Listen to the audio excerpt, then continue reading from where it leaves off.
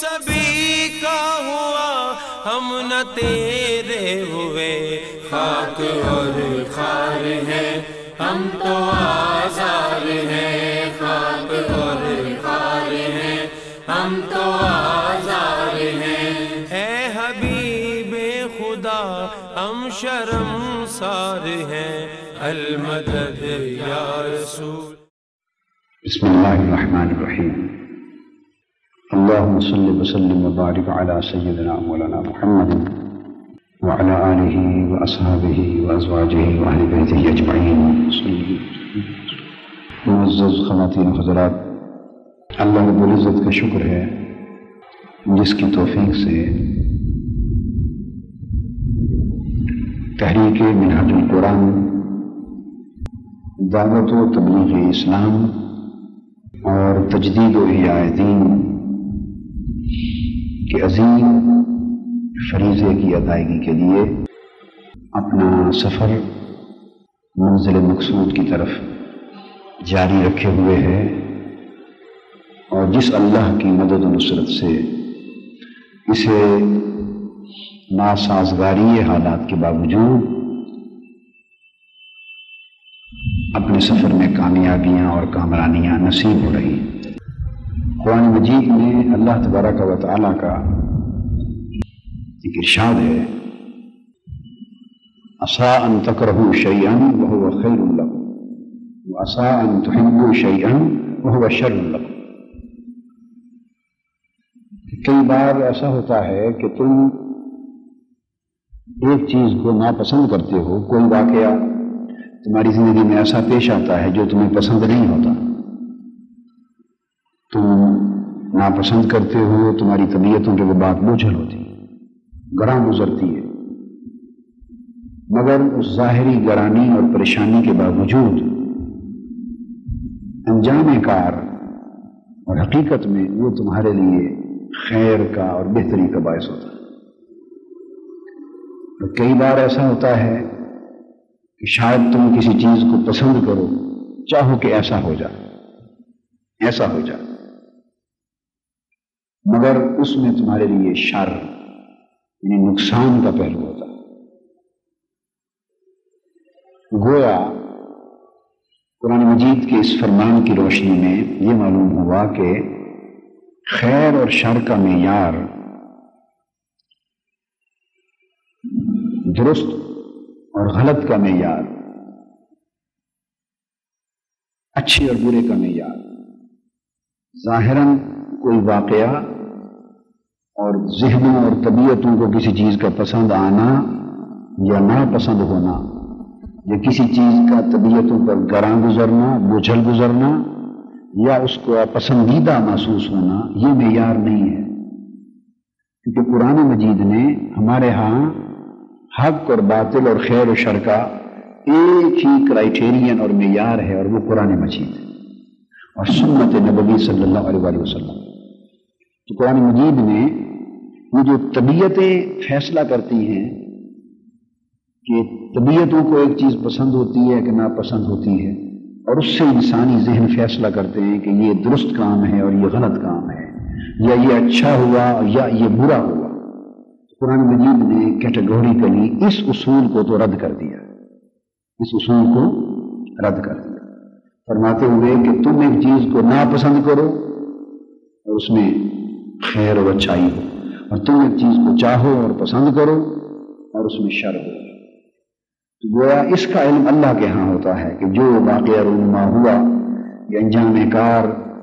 آپ کی بہتری کے لیے ہوا یا آپ کے نقصان کے لیے ہوا۔ انسان کی ذمہ داری صرف یہ ہے کہ وہ سچائی کی راہ کی طرف اللہ پاک کی عطا کردہ توانائیاں، صلاحیتیں، سوجھ بوجھ، فراست، بصیرت جو اللہ نے دی ہے، اس کو بساط بھر اپنی بساط اور طاقت کے مطابق بروئے کار لا کر صدق کے دل، حسن نیت کے ساتھ، نیت کی صفائی اور دل کی سچائی کے ساتھ اللہ کی رضا کے لیے اس کی طرف کوشش کرے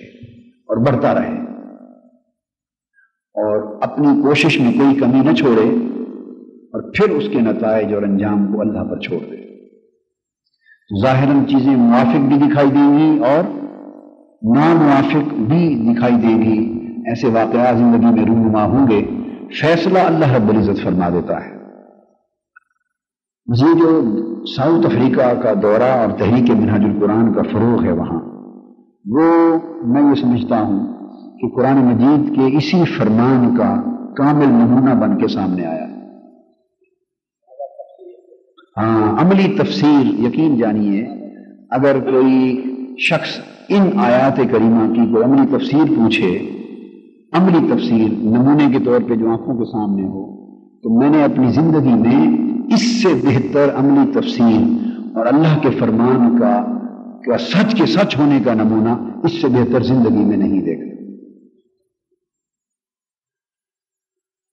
آپ کو یاد ہے کہ پچھلے سال ساؤتھ افریقہ کے احباب کی دعوت پر ایک صاحب ہیں حاجی ابراہیم طار محمد، ان کی دعوت پر سب سے پہلے بھی اور اس سال بھی میں ساؤتھ افریقہ دورے پر گیا تھا، دوسرے وزٹ پر۔ یہ خود مولانا عبدالعظیم صدیقی میرٹھی رحمۃ اللہ علیہ کے مرید ہیں۔ یہ حضرت مولانا عبدالعظیم صدیقی میرٹھی رحمۃ اللہ علیہ کے بزرگ ہیں، یہ مولانا شاہ امن نورانی صاحب کے والد ہیں، مولانا شاہ امن نورانی صاحب کے والد ہیں، اور اہل سنت کے اکابر علماء اور بزرگوں میں سے ایک ہو گزرے ہیں۔ خاص طور پہ انہوں نے ساؤتھ افریقہ میں اور سریلان میں، موریشس میں، ان بعض ممالک میں اسلام کی بڑی تبلیغ کی، اور کافی سارے عیسائی اور غیر مسلم مسلمانوں نے پوری زندگی پر تبلیغ میں گزاری۔ تو ہوا یہ، اب میں آپ کو اس کی ساری بیک گراؤنڈ بتاؤں کہ دنیا میں کیا ہوتا ہے اور اسلام کو کن کن جہتوں سے نقصان پہنچایا جا رہا ہے۔ یہ ایک متمول گھرانہ ہے، مالدار لوگ ہیں، تاجر لوگ ہیں، اور اوائل دور 1930-35 کے وقت سے لے کر ان کے والد صاحب جو طار محمد تھے، طار محمد حاجی ابراہیم کے والد، وہ بھی اپنے دور میں انڈیا سے، پاکستان سے بزرگوں کو، علماء مشائخ کو دعوت اور تبلیغ اسلام کے لیے وہاں بلایا کرتے تھے پرانے وقتوں سے۔ اس طرح یہ خاندان مشائخ اور علماء، ہند پاک کے مشائخ اور علماء کا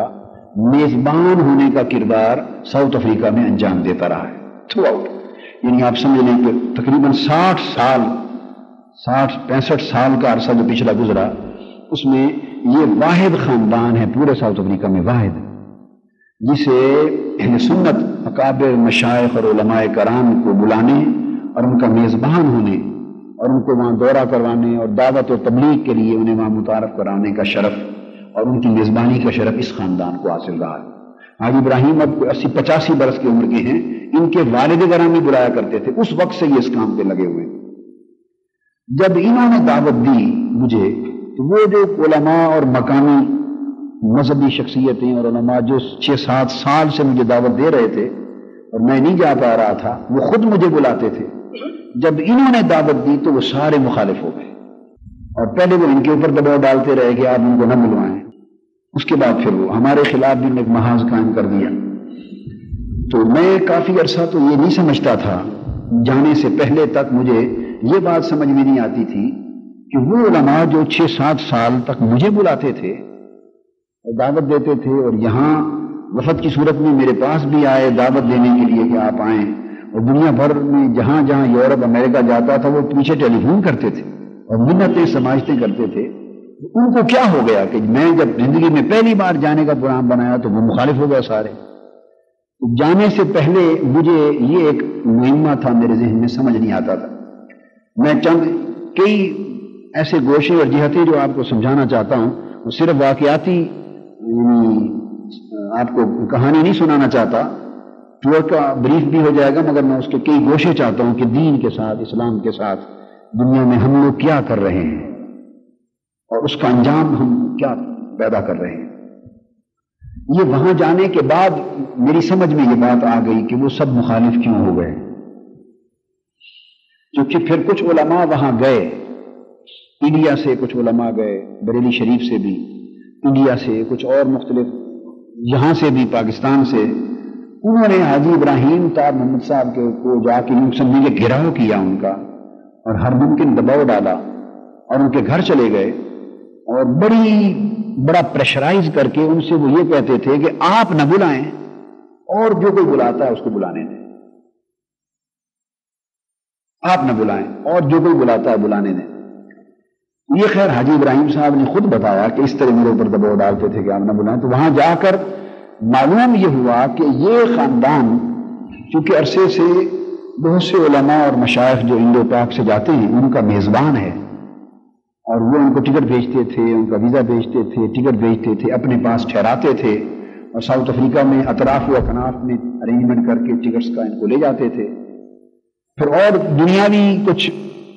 ضروریات اور حاجات بھی وابستہ ہوتی ہیں، لوگ کچھ وہ بھی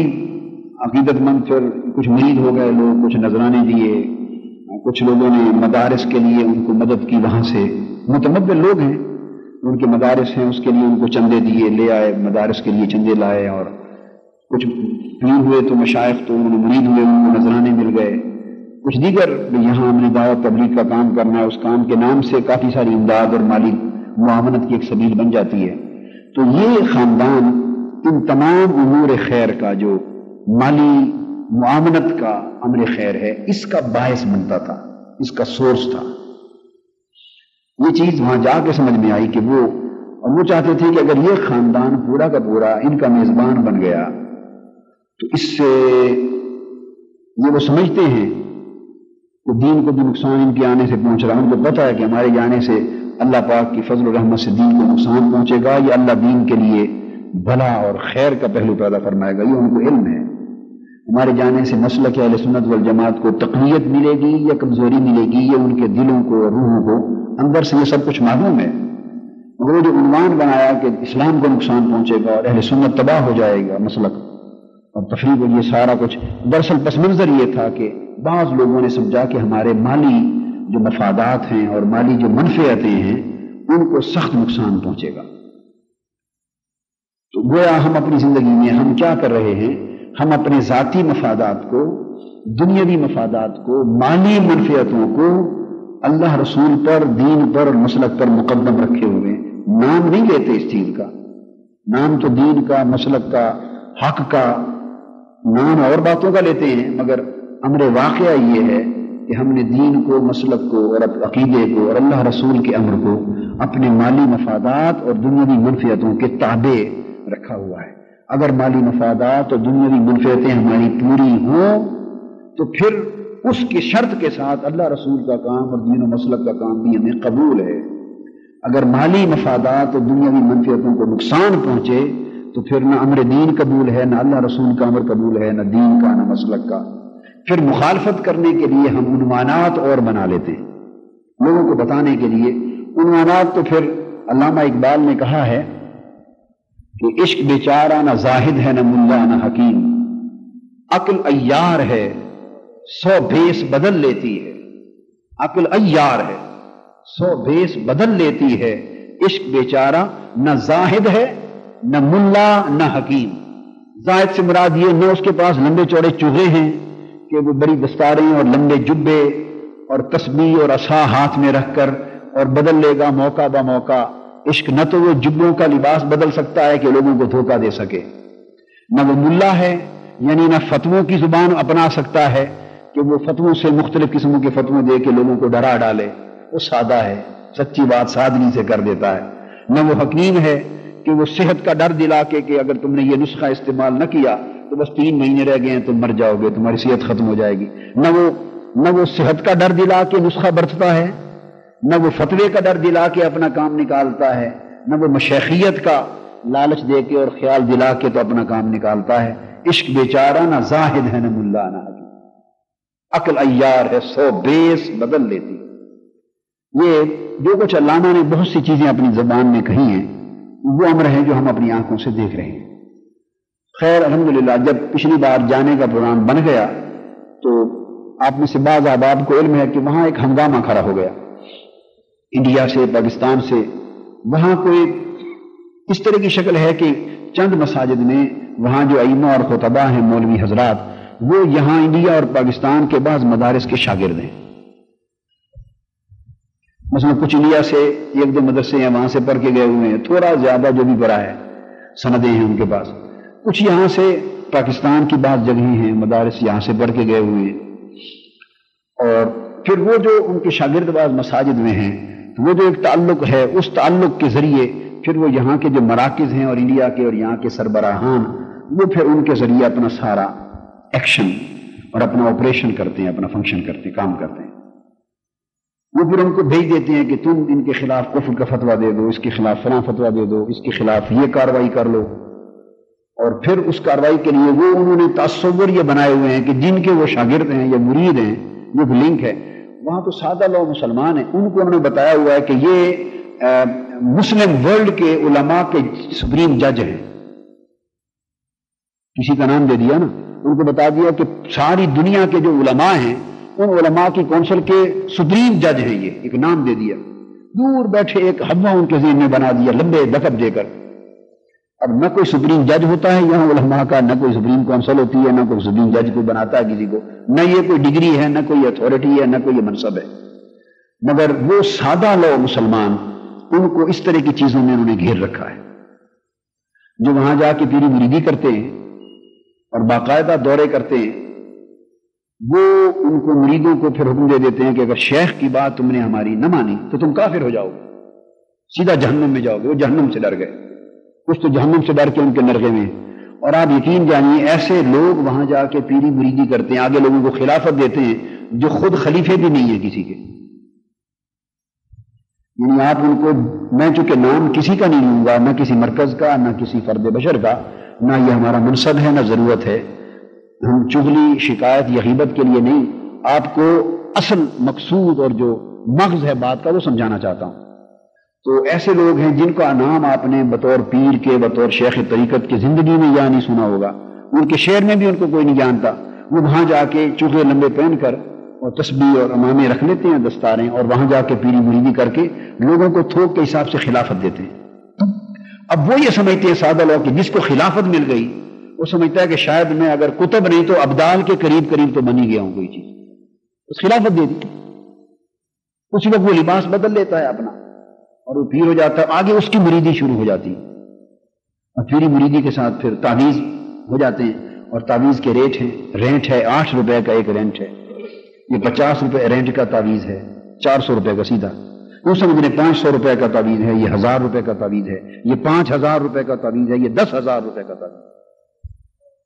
رینٹ سے 1000 رینٹ کا جو ایک تعویذ جو ہوگا 1100 رینٹ کی تعویذ ہے، تو وہ سیدھا 9000 روپے کا ایک تعویذ بن گیا نا۔ تو وہاں علماء کی کمائی کم ہے اور پیر بن جانے کی کمائی زیادہ ہے، تو جتنے علماء یہاں سے گئے ہیں انڈو پاکستان سے، ان میں ایک ہی نہیں ایسا، ایک بھی ایسا نہیں جو خالی عالم کے طور پہ جاتا ہو، ہر کوئی وہاں جا کر پیر بن جاتا ہے، کیونکہ علماء کے طور پہ تو ان کو ایک تقریر کی کچھ خدمت ہوگی، میں صاحب حقائق بتا رہا ہوں کہ اسلام کے ساتھ اور دین اسلام اور حضور علیہ السلام کی امت کے ساتھ ہم لوگ کیا کر رہے ہیں، کیا بیت رہا ہے۔ وہاں پہنچتے ہی وہ پیر ہو جاتا ہے، اور وہ اس میں وہ پیر ہونے کے لیے بھائی یہ شرط ہے کہ دستار ہو، چادر ہو، لمبے ایک دو جبے ہوں، ہاتھ میں تسبیح ہو، عصا ہو۔ اور مجھ سے وہ پوچھتے تھے، سوال کیا کہ یہ جو بزرگ مشائخ آتے ہیں اور بعض اوقات ان کی آنکھوں میں جلال ہوتا ہے، سرخی ہوتی ہے، اس کا کیا مطلب ہوتا ہے؟ یہ سوال کرتے تھے۔ میں نے اس کا مطلب ہوتا ہے فراڈ کرنا، یعنی آنکھوں کو سرخ کر کے مشق کرتے ہیں اور جلال دکھاتے ہیں تاکہ آپ اگر میری بات نہیں مانیں گے تو بھسم کر دوں گا اور ابھی جہنم پہنچا دوں گا آپ، بس آپ کو ڈرا دھمکا کے پھر اپنا کام نکالے۔ یہ وہ سوال کرتے تھے، ان کو تاثر دیا ہوا ہے کہ اب جو ہماری آنکھیں سرخ ہوئی ہیں اور جلال میں ہم آ گئے ہیں، اس کا مطلب ہے کہ اب روحانیت عروج پر ہے، اس وقت جو کلمہ ہمارے منہ سے نکل گیا وہی کچھ تقدیر بن جائے گا۔ اسی طرح ایک اور بہت بڑا ایک یعنی فیکٹر ہے اور وہ فتویٰ کا ہے، ان کو ایک لفظ دے دیا گیا ہے فتویٰ، فلاں کے خلاف فتویٰ ہو گیا، فتویٰ has been passed against this and that, against that man, فتویٰ has been passed۔ آپ تو چونکہ پاکستان میں، ہندوستان اس خطے میں رہتے ہیں تو آپ کو پتا ہے کہ یہاں فتویٰ کیا چیز ہے اور اس کا کیا اثر ہو رہا ہے۔ یہاں جس سے چاہیں جتنے پیسوں کا فتویٰ خریدیں، 20 روپے کا فتویٰ، 10 روپے کا فتویٰ، 50 روپے کا فتویٰ، آئے دن ایک دوسرے کے خلاف لوگ فتوے دے رہے ہیں، اور جتنی تذلیل اور تحقیر فتویٰ کی ہمارے بعض لوگوں نے کر ڈالی ہے، اب تو فتویٰ کا لفظ یہ تو مذاق بن گیا ہے اور یعنی یہاں بے عزتی کا باعث بن گیا، الا ماشاء اللہ۔ سوائے چند صالح اور بعمل علماء جو پرانے فقہا اور بزرگوں کے طریق پر مسائل شریعہ بتانے کے لیے فتوے کے انسٹیٹیوشن کو جاری رکھے ہوئے ہیں، وہ اپنا عمل کر رہے ہیں، وہ تو فتوے کو بیچتے نہیں ہیں، تو یہ ٹول آف ایکسپلائٹیشن بن گئی۔ نے پوچھا واٹ از فتوا، میں نے بتایا that is religious tool of religious exploitation, مذہبی طور پہ کسی کو بلیک میل کرنے کے طریقے کو فتوا بنا دیا۔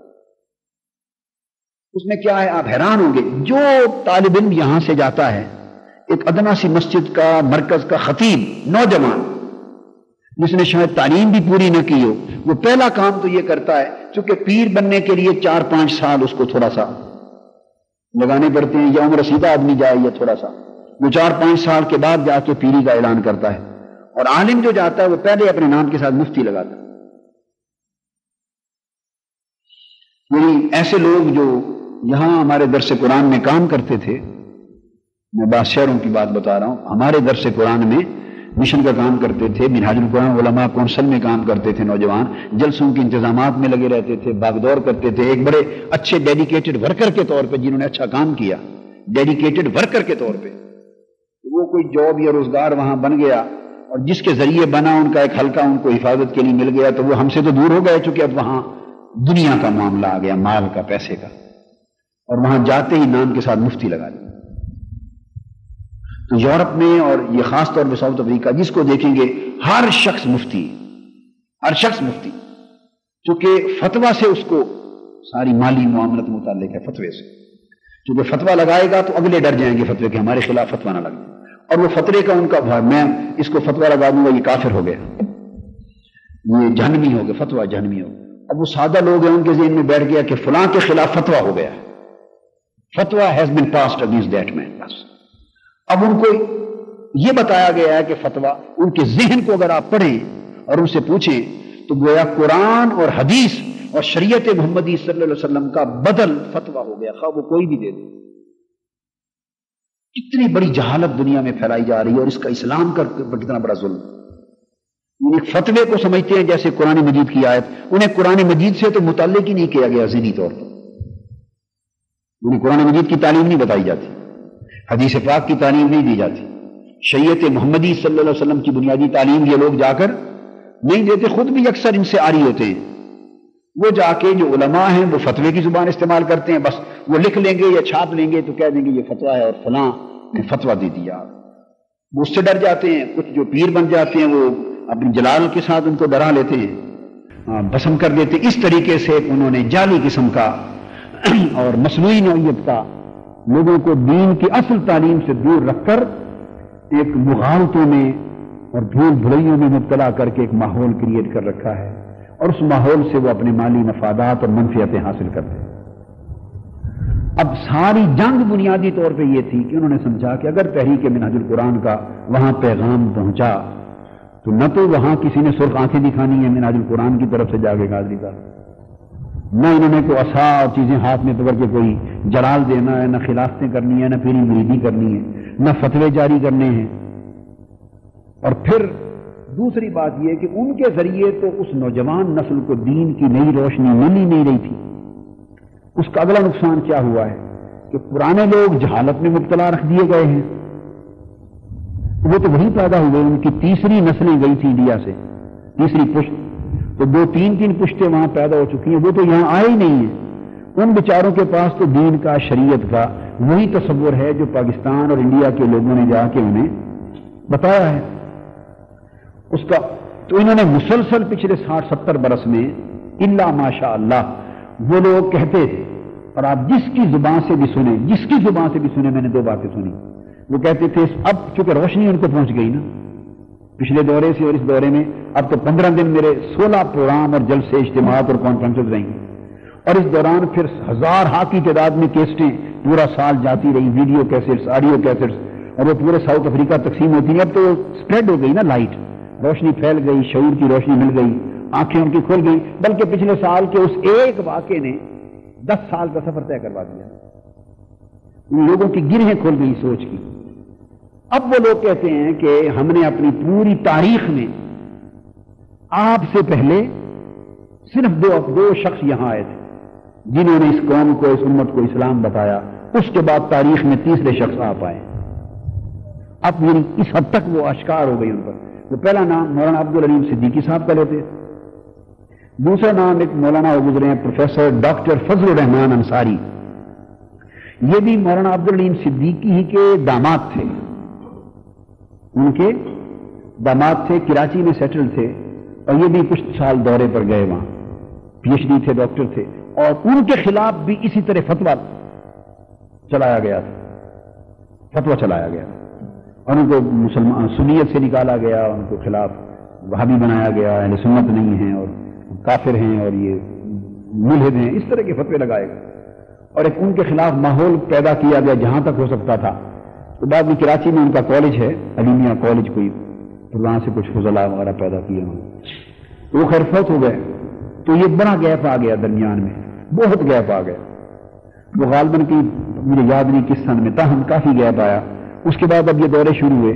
اب وہ جو سمجھے کہ جن لوگوں کے کان اور نگاہیں ترس گئی تھیں اور روحیں سچی اسلام کی آواز سننے کے لیے اور اسلام کی صحیح روشنی لینے کے لیے ترس گئے تھے, یا جنہوں نے کچھ نام سن رکھے تھے کہ ہاں فلاں فلاں سن میں اس قسم کے دو بزرگ پاکستان سے آئے تھے جنہوں نے اپنے مفاد کی بجائے دین کے مفاد کی بات کی تھی, اور اپنی مالی منفیت کی بجائے امت کی منفیت کی بات کی تھی, اور جنہوں نے ایک روحانی جلال, جعلی جلال اور جعلی فتویٰ کا ماحول پیدا کر کے امت کو تفریق کرنے, ٹکڑے ٹکڑے کرنے اور آپس میں لڑانے کی بجائے امت کو ملانے کی اور وحدت کی اور اسلام کی عظمت کی بات کی تھی. یہ چیزیں ان کو تھوڑی یاد تھی, وہ سارے پچھلے بھولے ہوئے سبق ان کو دوبارہ اب یاد ہو گئے. دوسرا پہلو یہ ہوا کہ جو پرانے لوگ تھے وہ تو اس چکر میں جال میں پھنس گئے, اور جتنی نئی نسل تھی وہ سب ان کو چھوڑ کے چلی گئی. نئی نسل چھوڑ کے چلی گئی. اب وہ کہاں چلی گئی؟ وہ دو طرف چلی گئی. کچھ تو یہ ہر وقت کے ان کے حالات اور فتوے, اب ان کی ضرورت یہ ہے کہ وہ ایک عیسائی معاشرے میں رہ رہے ہیں. اب میرے ذہن میں اس وقت نہیں 3-4% ہوں گے مسلمان, شاید وہاں 3-4-5% ہوں گے, چلو اس سے زائد نہیں ہوں گے. عیسائیوں کا معاشرہ ہے, اس کے بعد دوسرے نمبر پہ غالباً اکثریت ہندو مذہب کی ہے, تیسرے نمبر پہ مسلمان آتے ہیں اقلیت میں. تو وہاں آپ جو یونیورسٹیوں میں پڑھ رہے ہیں اور معاشرہ مغربی ہے, وہ سارا بر اعظم افریقہ ہے مگر معاشرہ مغربی ہے, چونکہ 200 سال سے مغرب کی اور برطانیہ کی حکومت ہے. ساری سوسائٹی, کلچر, لیونگ, ان کی زندگی کے حالات سب مغربی ہیں. زبان ان کی 300 سال جو حکومت رہی تو زبان انگریزی ہو گئی, اب ان کی مادری زبان انگلش ہے وہاں کی. تو ان بچوں کو اور بچیوں کو جو ضرورت ہے دور جدید کے مسائل کی, کہ شراب کیوں حرام ہے, اس کے ریزن کیا ہیں, اور خنزیر حرام کیوں ہے, اس کے ریزن کیا ہیں. جدید دور میں سائنسی ترقی ہو رہی ہے, اس کے بارے میں طرح طرح کے سوال ہوتے ہیں. ٹیسٹ ٹیوب بیبی کے سوال ہوتے ہیں, آرٹیفیشل انسیمینیشن کے سوال ہوتے ہیں, مختلف قسموں کے مسائل ہیں, عالمگیر سطح کے مسائل ہیں. جدید قسم کی ڈیولپمنٹ سائنٹیفک ریسرچز ہو رہی ہیں. اب جو سائنسی تھیوریاں سامنے آتی ہیں تو فوری اسلام کا مسئلہ پیدا ہو جاتا ہے. انسان کی ڈیولپمنٹ کا ہے, ایوولوشن کا معاملہ ہے, کائنات کی تخلیق کا معاملہ ہے, اور مختلف مسائل ہزارہا ابھرتے رہتے ہیں. پھر عالمی سطح پر امت کے مسائل ہیں, ان کے لیے بوسنیا کا معاملہ ہے, کشمیر کا معاملہ ہے, افغانستان کا معاملہ ہے, فلسطین کا معاملہ, عراق کا, لیبیا کا. تو وہ امت کی سطح پر بھی اٹیچڈ رہتے ہیں. وہ چاہتے ہیں کہ ہم ایک امت کا حصہ ہیں. اور یاد رکھ لیں تمام غیر مسلم معاشروں اور ملکوں میں جہاں مسلمان اقلیت میں ہیں, ان کا امت مسلمہ کے ساتھ ان کا جو درد ہے وہ ہمارے ان ملکوں سے کہیں زیادہ ہے جو مسلمان ملک ہیں. کیونکہ یہاں تو حکمرانوں نے اور نظام نے, کیونکہ یہاں تو مقابلہ کفر کے ساتھ نہیں ہے نا, چونکہ خود مسلمان ہی مسلمان ہیں. اور جو غیرت جتنی قوت پکڑتی ہے مقابلے کی فضا میں, وہ بغیر مقابلے کی فضا میں نہیں ہوتی. آپ نے دیکھا ہوگا 65 میں اور 71 میں 2 سال جو مرتبہ جو جنگ ہوئی ہے بھارت اور پاکستان کی, تو پوری قوم ایسے لگتی تھی جیسے مومنوں کی قوم ہے. ہر شخص نمازی, جذبہ جہاد, ایمان, غیرت, تقوی, اسلام کے لیے جان قربان کرنا. جب سچویشن ارائز ہوتی ہے, اس ارائزن سچویشن میں انسان کی دینی غیرت بڑی جمع ہوتی ہے. وہ ماحول کفر میں رہتے ہیں تو وہاں ان کا ایمان کا جذبہ اور امت مسلمہ کی محبت اور تڑپ کہیں زیادہ ہوتی. وہ یہاں کا نوجوان اتنا کنسرن نہیں ہے عالم اسلام کی پریشانیوں سے اور امت مسلمہ کے مسائل سے اور دکھوں سے. یہاں کا مسلمان اور نوجوان اتنا اثر نہیں لے رہا اور متاثر نہیں، اور اتنا درد اس کے اندر نہیں ہے جتنا درد وہاں کے مسلمان میں، کیونکہ وہ ایسے ماحول میں ہیں کہ جو ماحول ان کو اس پر تیار کرتا. نتیجتاً وہاں کی نوجوان نسل چاہتی ہے کہ علماء آنے والے ہمیں ان مسائل پہ روشنی دیں، یہ چیزیں سمجھائیں، ان مسائل پہ ہمیں روشنی مہیا کریں اور ہمیں ایک لائے عمل دیں، صحیح رہنمائی کریں. اور دور جدید کے جو مسائل اس معاشرے میں پیدا ہوتے ہیں، اخلاقی مسائل، سیاسی مسائل، اس قسم کے مثلا نان مسلم سوسائٹی ہے، پارلیمنٹ ہے، اس الیکشن میں مسلمان حصہ لیں یا نہ لیں، ووٹ دیں یا نہ دیں، دیں تو نمائندگی کس طریقے کی ہو، کیا مطالبے رکھیں، جب پارلیمنٹ بنے تو اس میں وزارت کوئی ملے تو اس کے حقوق کیا ہوں، دائرے کیا ہوں، رائٹس کیا ہوں مسلم کے، نان مسلم کے، ان کے مسائل ہی سرے سے کچھ اور ہیں. یہاں سے جو لوگ جاتے ہیں انہوں نے اس پورے عرصے میں سوائے یہ کافر اور فلاں کافر اور فلاں گستاخ اور فلاں مشرک اور فلاں مرتد اور فلاں جہنمی اور فلاں فاسق اور فلاں کافر، سوائے اس گورکھ دھندے کے اور اس امت کو اور مسلمانوں کو بتایا ہی کچھ نہیں. اور ان کا مفاد ان کی تفریق قائم رکھنے میں ہے، کیونکہ تفریق قائم رکھنے سے ایک تو حلقے بٹ جائیں گے، اور نمبر دو اس عمل سے جو باشعور طبقہ ہے نوجوانوں کا معاملہ فہم، جو پہچان کر لیتا ہے بھئی یہ آدمی بھئی ٹھیک نہیں ہے، فراڈ ہے، ہمیں ٹکڑوں میں بانٹ رہا ہے، اسلام کی اچھی تعلیم نہیں دے رہا، یا نالجبل نہیں ہے، اس کے پاس دور جدید کے مسائل کا حل نہیں ہے، وہ سوال کریں گے نا. جب 2-4-5 سوال آپ سے کریں گے اور آپ کے پلے تو ہوگا کچھ نہیں، بلکہ سب سے بڑھ کے آپ کو تو زبان ہی نہیں آتی انگلش، اور وہ تو اردو نہیں سمجھتے. وہاں کی نوجوان نسل اردو کا ایک لفظ نہیں سمجھتی. جو پرانے لوگ ہیں وہ پڑھ لکھ نہیں سکتے اردو، مگر تھوڑا تھوڑا کرکس سمجھ لیتے ہیں، تھوڑا ہلکا پھلکا. اور اس کے بعد نوجوان نسل ساری وہ اردو کا ایک لفظ نہیں جانتی. اب ان کا مفاد کیا ہے؟ جب وہ اس قسم کے ماحول کریٹ کریں گے تو پڑھا لکھا طبقہ خود بخود چلا جائے گا ان کو چھوڑ کر دور. نہ کوئی پڑھا لکھا اور باشعور ان کے پاس آ کے بیٹھے گا، نہ ان کا پول کھلے گا، نہ پردہ اٹھے گا. اب جو مختصر سا حلقہ رہ گیا اس سے اپنی لوٹ مار کر کے واپس آ جائیں گے،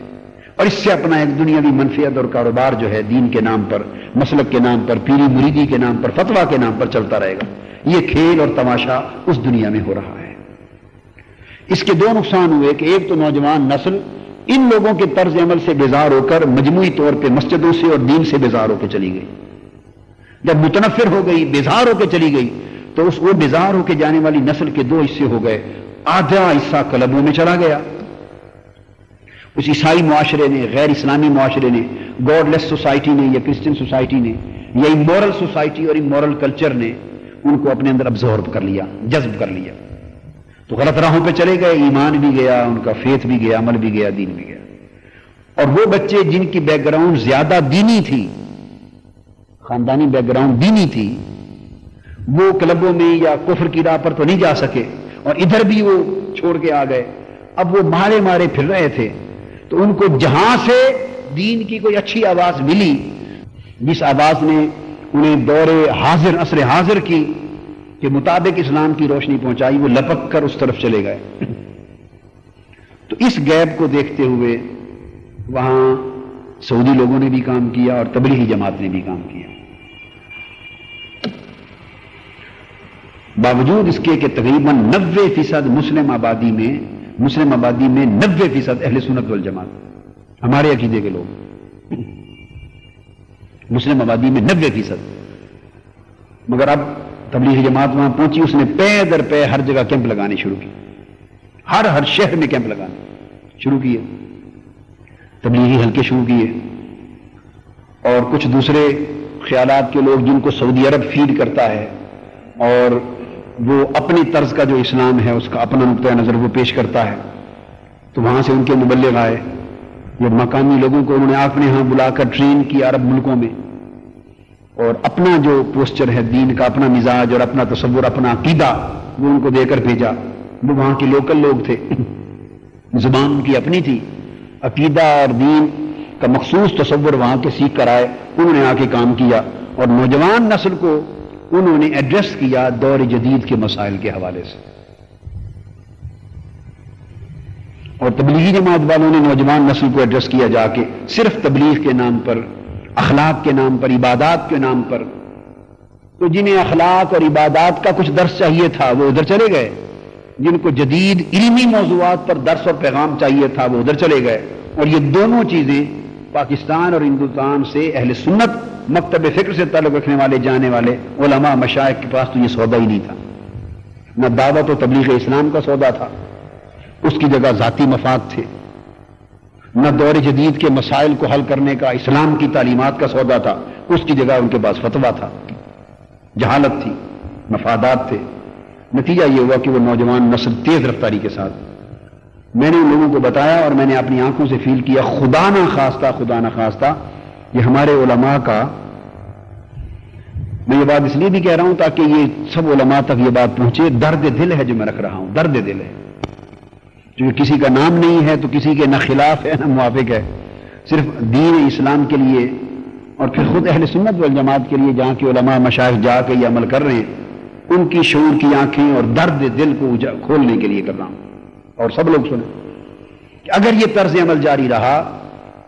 تو پاکستان میں بھی جو کچھ وہ کر رہے ہیں اور جس طرز کا وہ اپنائے ہوئے ہیں، جس طرز کو اور انداز کو، اس کے نقصانات ہو رہے ہیں، مگر وہاں اگلے 10-20 سال میں شاید بالکل پاسا پلٹ جائے، کیونکہ ان سے ایک رتی، یعنی 100 میں آپ 1% کہہ لینا، 1% بھی تسکین نہیں ہو رہی ان کی ضرورت کی۔ میں بلا مبالغہ کہہ رہا ہوں، اللہ گواہ ہے میری بات، سوائے اس کے کہ نماز پڑھا دی مسجدوں میں، جمعہ پڑھا دیا، اور وہ بھی جو نماز جمعہ پڑھنے آئے تو کچھ تو باتیں بھی سنیں گے نا، تقریر بھی سننی پڑے گی، اور وہ جو 4 کلمات تقریر کے ان کے پڑھیں گے شاید وہ اگلی بار نماز پڑھنے کے لیے بھی انہیں نہ آنے دیں۔ تو یہاں سے تو 1% بھی 1% بھی دین کی خدمت اور امت کی خدمت نہیں ہو رہی، ہاں پیٹ کی پوجا ہو رہی ہے، اور امت کی تفریق کا عمل جاری ہے، فتووں کا عمل جاری ہے۔ وہاں سے ان نوجوان نسل اور پڑھے لکھے لوگوں کی ضروریات پوری ہو رہی ہیں، تو جہاں سے پوری ہو رہی ہیں ضروریات، وہ باقی سودا عقیدے والا بھی وہیں سے لیں گے۔ یہ ڈپارٹمنٹل سٹورز آج کل دنیا میں رواج ہوا ہے، everything under one floor, ایک ایک دکان ہوتی ہے نا پہلے، تو اب وہ پورے پلازے بن رہے ہیں دنیا میں، اور بڑے بڑے ڈپارٹمنٹل سٹور بن رہے ہیں کہ بعض تو ایسے سٹور ہیں کہ سوئی سے لے کے ہیلی کاپٹر تک آپ اسی ایک سٹور سے خرید سکتے ہیں۔ جاپان میں، امریکہ میں، UK میں تو ایسے ایسے سٹور بھی ہیں۔ تو گاہک کو اگر 15 چیزیں چاہیے اور 12-13 چیزیں اسے ایک سٹور سے مل جائیں بیک وقت، اور 2-3 نہ ملیں، تو وہ ان 2-3 کے، تو باقی جو 2-3 تھی وہ گیا نہیں تھا ان کے لیے، گیا تو تھا باقی 12 چیزیں لینے کے لیے، اور ہیں اس کے پاس ساری۔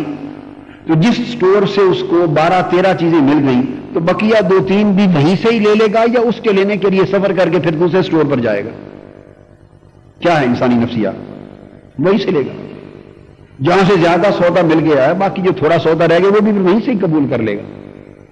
یہ اٹریکشن ہے، یعنی کاروبار بڑھانے کا ایک طریقہ ہے۔ وہ نوجوان نسل جس کو امت کی سطح کے مسائل کا حل درکار ہے، تو جہاں سے اس کو ان مسئلوں پر گفتگو ملے گی، رہنمائی ملے گی، اور دور جدید کے مسائل پر ان کو اسلام کی، قرآن کی، حدیث کی روشنی درکار ہے، جس مرکز اور پر مسجد میں اس کو وہ روشنی ملے گی، دور جدید کے جو مسائل پوچھے گا، غلط جواب ملے یا صحیح، مگر کم سے کم اس پر اس کو قرآن و حدیث کی روشنی میں کوئی بتائے گا، گفتگو ہوگی، اس کو سیٹسفیکشن ہوگی کہ ہاں بھئی عصر حاضر کے جدید مسائل کے اوپر ہمیں قرآن و سنت کی حدیث کی تعلیم دی جا رہی، اور تبلیغ کی بات، وحدت کی بات، امت کی جہاں سے بات ملے گی، تو باقی رہ گئے 2-4 چیزیں عقیدے کی، تو وہ عقائد کا سودا بھی وہیں سے ہی لے لے گا، وہ جہاں سے باقی مل رہا ہے، وہ سمجھے گا سارا دین انہی کے پاس ہے، یہی اچھے ہیں، ان کے پاس تو سوائے فتوے گالی گلوچ کی ہے ہی کچھ نہیں۔ اب اس میں کون بودر کرے گا، اس پہ کون دھیان کرے گا کہ نہیں یہ ان لوگوں کا طرز عمل خراب ہے، عقیدہ تو درست ہے، اس کا فرق کون کرے گا؟ کوئی سمجھائے گا آ کر تو کرے گا۔ یہ سوچ تو ان میں بھی نہیں پیدا ہو سکتی کہ یہ جو فتویٰ باز لوگ ہیں، یا جو کچھ آ کے پیری مریدی بیچ رہے ہیں اور لوگوں کو بہکا رہے ہیں اور مال بنا رہے ہیں اور فتووں میں بانٹ کر لوگوں کی جسم کو تقسیم کر رہے ہیں، یہ کوئی نہیں سوچے گا کہ یہ ان کا اپنا عمل ہے جو خراب ہے، اپنے مفاد کی خاطر، لالچ کی خاطر یہ کر رہے ہیں، یہ اپنا عمل خراب ہے، رہ گیا عقیدہ اور مسلک وہ انہی لوگوں کا صحیح ہے۔ یہ تو کوئی نہیں مانے گا، سوال ہی پیدا نہیں ہوتا کوئی مانے، وہ تو ان کے عمل کو، بیہیویئر کو دیکھے گا، مجموعی طور پہ نفرت کر کے چلا جائے گا۔ ان کے ہاں جو دیگر چیزوں کو بہتر دیکھے گا، وہ بقایا جو خراب ہیں ان کو بھی بہتر سمجھ کے قبول کر لے گا، کیونکہ ظاہراً ان کا عمل، ان کی پریزنٹیشن بہتر ہے، اس میں اگر عقیدے کی خرابی ہے تو اس کو بھی درست سمجھ کے قبول کر لے گا۔ اس چیز نے ایک بہت بڑی تبدیلی کا وہاں آغاز کر دیا ہے، اور ہمارے لوگ جو جانے والے، چونکہ وہ اللہ رسول کی خاطر، دین کی خاطر، اسلام کی خاطر، امت کی خاطر درد لے کر تو جاتے نہیں، ان کے تو سورس آف انکم ہے وہ ساؤتھ افریقہ ان کے لیے مارکیٹ ہے، یورپ، مختلف ممالک یہ مارکیٹس ہیں، تو یہاں سے جو کمائی جتنی نہیں ہوتی وہاں سے تھوڑے عرصے میں ہو جاتی، وہ تو جاتے ہیں چونکہ مارکیٹنگ کے لیے، بزنس کے لیے، کاروبار کے لیے۔ اسلام کا، دین کا، امت کا جنازہ نکل جائے اس سے ان کو غرض ہی کوئی نہیں، اپنا کام کیا اور واپس آ گئے جیبیں پر۔ انا للہ و انا الیہ راجعون، یہ ایک ساری صورتحال تھی اور ہے، اور ہر ملک میں، مغرب کے ہر ملک میں یہی عمل جاری ہے، اور آپ حیران ہوں گے کہ تحریک منہاج القرآن اس وقت عالم اسلام میں نہ صرف یہ کہ بر صغیر کی سطح سے اٹھنے والی، بلکہ عالم اسلام میں ایک واحد تحریک ہے جو ایک نہیں، اس قسم کے 100 فسادات کا تنہا مقابلہ کر رہی ہے دنیا میں۔ پرایوں کی بھی مخالفت ہے اور اپنوں کی بھی مخالفت۔ پرایوں کی اس لیے مخالفت ہے کہ وہ سمجھ رہے ہیں کہ جو چیزیں اس نوجوان نسل کو نہیں مل رہی تھی اور یہ اس کے فقدان کی وجہ سے دوڑ کر دائیں بائیں بہک رہے تھے اور ہمارے پاس آ رہے تھے، اور ہم انہیں تھوڑا زیادہ جیسے بھی ہلکا پھلکا نالج دے کر قابو کر کے رکھے ہوئے تھے، اب وہی مسائل کا حل اور اسی طلب کی تسکین ہم سے بھی کئی گنا بہتر اور پورے اطمینان کی حد تک ان کو منہاج القرآن کے پلیٹ فارم سے ان کتابوں اور تقاریر اور خطابات اور لیکچر کی صورت میں مل رہی، تو وہ سارے جو منتشر ہو کے جا رہے تھے، یہ وہ ایک آواز ہے جہاں پلٹ کر سارے جمع ہو جائیں گے۔ تو مخالف تو اس لیے ٹکرا رہا ہے، مزاحمت کر رہا ہے کہ وہ سمجھتا ہے کہ جس خلا سے وہ فائدہ اٹھا کے اپنا کام کر رہا تھا، اس کو پتا ہے کہ یہ ایک آواز ہے واحد جو خلا کو پر کر رہی ہے اور ہم سے بہتر طریقے سے پر کر رہی ہے، لہذا وہ جس سودے کی تلاش میں لوگ ہمارے پاس آئے تھے، اب اس سے بہتر سودا وہاں سے مل جائے تو پلٹ کر وہیں جائیں گے نا، in search of the truth, سچائی کی تلاش میں۔ تو مخالف تو اس لیے دیکھ رہا ہے کہ یہ ان کا نقطہ نظر، موقف زیادہ اپیلنگ ہے۔ مثلا میں جب جاتا ہوں، ابھی 16 لیکچر تھے ساؤتھ افریقہ میں، 16 لیکچر میں سے غالباً کو 2-3 لیکچر مذہبی معاملات پر، وہ میں نے خود ان کو زور دے کے رکھوائے،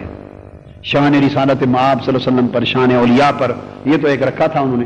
شان رسالت مآب صلی اللہ علیہ وسلم پر رکھایا، اسلام میں عقیدے کا تصور کیا اس پر رکھوایا، شہادت امام حسین پر 2 تھے،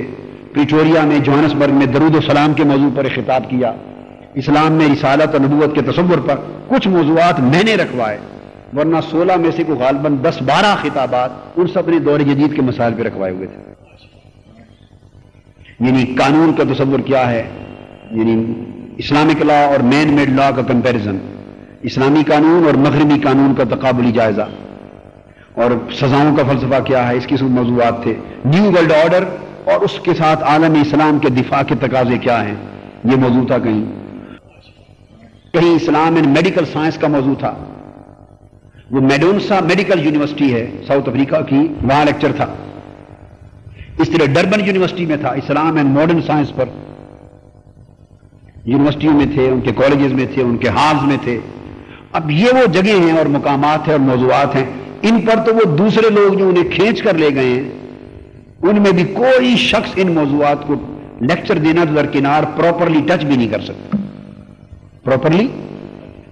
کر سکتا، تو یہ ان کا بھی خلا ہے۔ یعنی وہ ایک سطح تک تو انہوں نے خلا پر کیا، مگر ایک سطح سے آگے وہ نہیں جا سکے۔ تو ان کو منہاج القرآن کے پلیٹ فارم سے اللہ پاک نے حضور علیہ السلام کے نالین پاک کے صدقے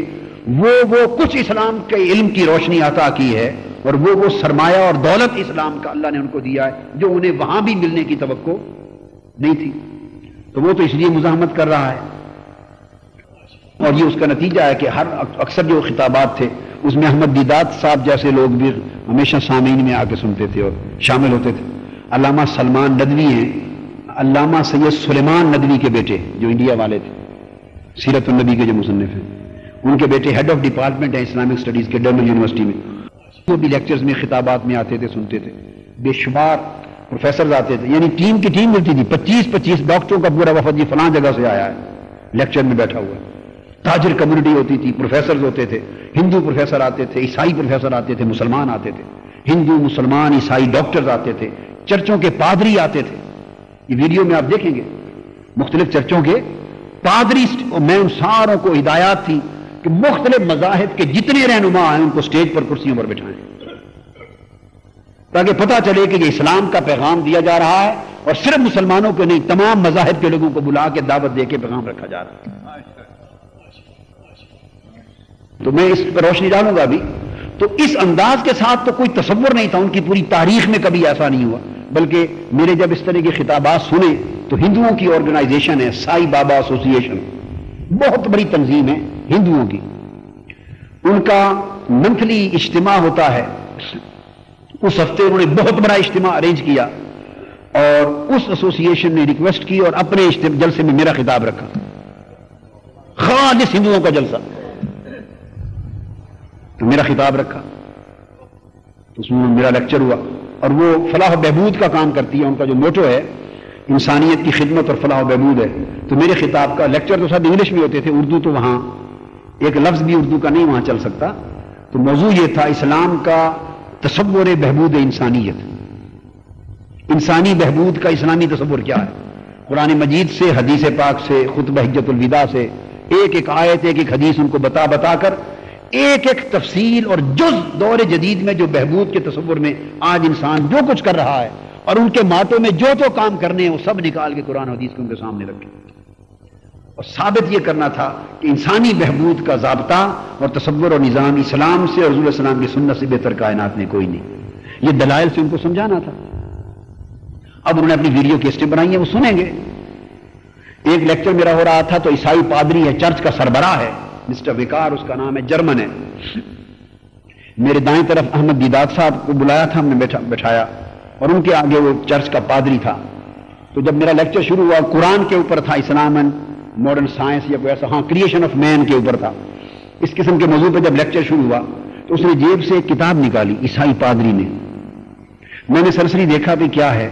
تو میں نے اٹھایا، میں دیکھوں تو صحیح کیا ہے، تو قرآن مجید تھا. وہ عیسائی پادری قرآن مجید کا جرمن زبان میں نسخہ اپنی جیب میں ساتھ لایا تھا اور نوٹ بک اور پین لایا تھا. ہندو سربراہ بھی بیٹھے تھے، لیڈرز جماعتوں کے، اس میں عیسائی بھی بیٹھے تھے، یہودی بھی ہوں گے، ہندو اور عیسائی بھی بیٹھے تھے. یہ تو وہ تھا جو ان کے تعارف میرے ساتھ ہوئے. ان کے ممبر پارلیمنٹ بھی آتے تھے جلسوں میں، سینیٹر بھی آتے تھے، اجتماعات میں بیٹھتے تھے، سنتے تھے، عیسائی لوگ اور ہندو لوگ. ایک راج بنسی ہندو ہے، وہ پارلیمنٹ ساؤتھ افریقہ کی پارلیمنٹ میں وہ لیڈر آف مائنورٹیز ہے، یعنی اقلیتوں کا سربراہ ہے، وہ پارلیمنٹ کا لیڈر. وہ اکثر خطابات میں آتا اور اسٹیج پہ بیٹھتا تھا اور اسلام کا پیغام سنتا تھا اور حیران ہوتا تھا، اور یعنی عقیدت ظاہر کرتا تھا، عقیدت. اور وہ کہتا تھا قسم کھا کے کہ ہمیں اسلام کی یہ تعلیم زندگی میں کسی نے نہیں دی. کہ وہ جو لوگ دوسرے عقیدے اور مسلک کے ہیں ان کی مخالفت کی وجہ تو بڑی واضح ہو گئی کہ وہ سمجھ رہے ہیں کہ جن بنیادوں پر ہم نے کام کیا تھا، جدید مسائل ہیں، جدید علم ہے، دور جدید کے حوالوں سے اسلام کی تبلیغ و تعلیم ہے، دین کی دعوت ہے، تبلیغ ہے، عمل ہے، تقویٰ، جن بنیادوں پر ہم نے کام کیا تھا ہم سے بہتر بنیادوں پر وہ کام منہاج القرآن کے ذریعے مل رہا ہے اس کو. تو وہ تو اس لیے مزاحم ہوتے ہیں، مگر واقعہ یہ ہے کہ اب تک ان میں سے کوئی ظاہراً مزاحم ہو کر سامنے، اب تک دوسرے عقیدے اور مسلک رکھنے والے لوگوں میں سے کسی نے مخالفت، ان کو ضرورت ہی کیا ہے جب ان کا کام بھی سارا اپنے کرنے لگے. تو وہ ہم اپنے جب مچا لیں تو دشمن کو کیا ضرورت ہے کہ وہ کرے جب اپنے لوگ ہی وہ سارا کام کر رہے ہوں. تو اور جو اپنے ہم عقیدہ لوگ ہیں اہل سنت، ان کی مخالفت کا سبب میں پہلے بیان کر چکا ہوں کہ ان کا تو سارا دھندا ہی کاروبار ہے.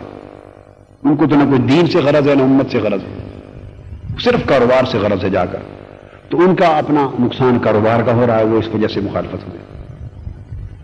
چنانچہ پچھلے سال جب میں پہنچا تو وہ واقعہ آپ نے سارا سن رکھا ہے کہ بڑی ایک بدمزگی سی پیدا کی گئی. وہ واقعہ جو ہوا جس میں فائر ہوئے، جس میں وہ رات کو ہنگامہ آرائی ہوئی اور دنگا فساد ہوا، اور ساؤتھ افریقہ کی مذہبی تاریخ میں، مسلمانوں کی تاریخ میں یہ ایک یعنی سیاہ ترین اور بدترین واقعہ تھا جو انہوں نے رونما کیا. میں اس وقت ان ساتھیوں کو بتا آیا تھا کہ مجھے یقین ہے، وہ پریشان تھے، ہمارے ساتھی روتے تھے، میرے سامنے روتے تھے، معافی مانگتے تھے کہ ہماری وجہ سے آپ کو اتنی تکلیف ہوئی اور یہ نوبت آئی. میں کہتا تھا کوئی بات نہیں، مجھے اس میں خیر لگتی ہے. عسیٰ ان تکرہوا شیئا وہو خیر لکم وعسیٰ ان تحبوا شیئا وہو شر لکم. فرمایا کہ شاید تم تو کسی چیز کو ناپسند کرو اور پریشان ہو جاؤ، مگر امر واقعہ یہ ہے کہ اس میں اللہ خیر کو پیدا فرماتے. میں پچھلے سال کہ میرے کیسٹ ہیں، اس کے بعد میں نے پریس کانفرنس کی تھی اگلے دن.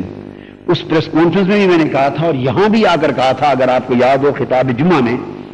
کہ میرا یقین اور وجدان یہ کہتا ہے کہ وہ کام تحریک منہاج القرآن کا جو شاید 10-15 سال لگتے مجھے محنت کرنے پر، اور وہ ترقی 10-15 سال کی محنت کے بعد جا کے ہوتی، لگتا ہے کہ اللہ پاک نے وہ سفر ایک رات میں طے کروا دیا. وہ ایک رات حملے کی، اور جو ظاہراً تو پریشانی کا باعث بن گئی، مگر اللہ پاک نے اس ظاہری پریشانی کے پردے میں مشن کے لیے خیر رکھ دی. اور میں آپ کو سچ بتا رہا ہوں، اور یہ امر حق ہے. اب آپ ویڈیو کیسٹیں ہیں ساری، وہ دیکھیں گے تو آپ کو پتا چلے گا کہ یقیناً 10 سال میں اگر مسلسل جاتا رہتا تو وہ فضا پیدا نہ ہوتی مشن کے حق میں، جو فضا صرف اس ایک واقعے کے بعد اللہ نے پیدا کر دی. وہ کیا ہوا کہ اس کے بعد اب جب دوسری بار گیا ہوں تو ساؤتھ افریقہ کی مذہبی تاریخ میں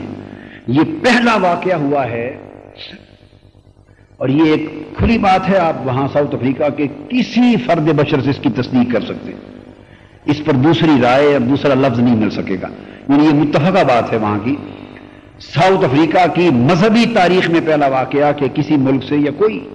کسی بھی مذہب کی، خواہ عیسائی مذہب سے ہوں، ان کا کوئی بڑا سے بڑا بھی مذہبی سربراہ آیا ہو یا رہنما، ہندو مذہب کا کوئی بڑا سے بڑا رہنما آیا ہو، یا اسلام کا اور عالم اسلام کا کوئی بڑا سے بڑا رہنما آیا ہو، کسی بھی مذہب کی تاریخ کا کوئی مذہبی رہنما ان کا آیا ہو، اور پرائم منسٹر اور سینیٹر اور ایم پی اے تو باقی سارے آ گئے، مگر پرائم منسٹر اس کے استقبالیے میں خود آیا ہو، شریک ہوا. یہ ساؤتھ افریقہ کی مذہبی تاریخ میں اس کی کوئی مثال موجود نہیں. یہ واقعہ پہلی بار رونما ہوا. اور وہ جو ریسیپشن سیریمنی تھی، جب لوگ اس میں شریک ہوئے، استقبالیہ جو تھا پہلا، جو پہلے دن پہنچنے پر شام کو رکھا گیا، مسلمان لوگوں کا اور تاجروں کا کمنٹ یہ تھا، اور پڑھے لکھے لوگوں کا، پروفیسرز کا، ڈاکٹرز کا کمنٹ یہ تھا، اور ہماری تنظیم کے لوگ خود اس پر خوشی سے پھولے نہیں سماتے تھے جب ان کو یہ کمنٹ ملے شہر سے، اپنے قریبی حلقے سے نہیں، جو لوگ اس تقریب میں شرکت کے لیے آئے تھے استقبالیہ میں، انہوں نے کہا کہ قسم کھا کر کہ ہم ساؤتھ افریقہ میں پیدا ہوئے، اس عمر کو پہنچ گئے، ساؤتھ افریقہ کی سوسائٹی میں رہتے ہوئے زندگی میں آج پہلی مرتبہ ہمیں اپنے مسلمان ہونے پہ فخر محسوس ہوا ہے.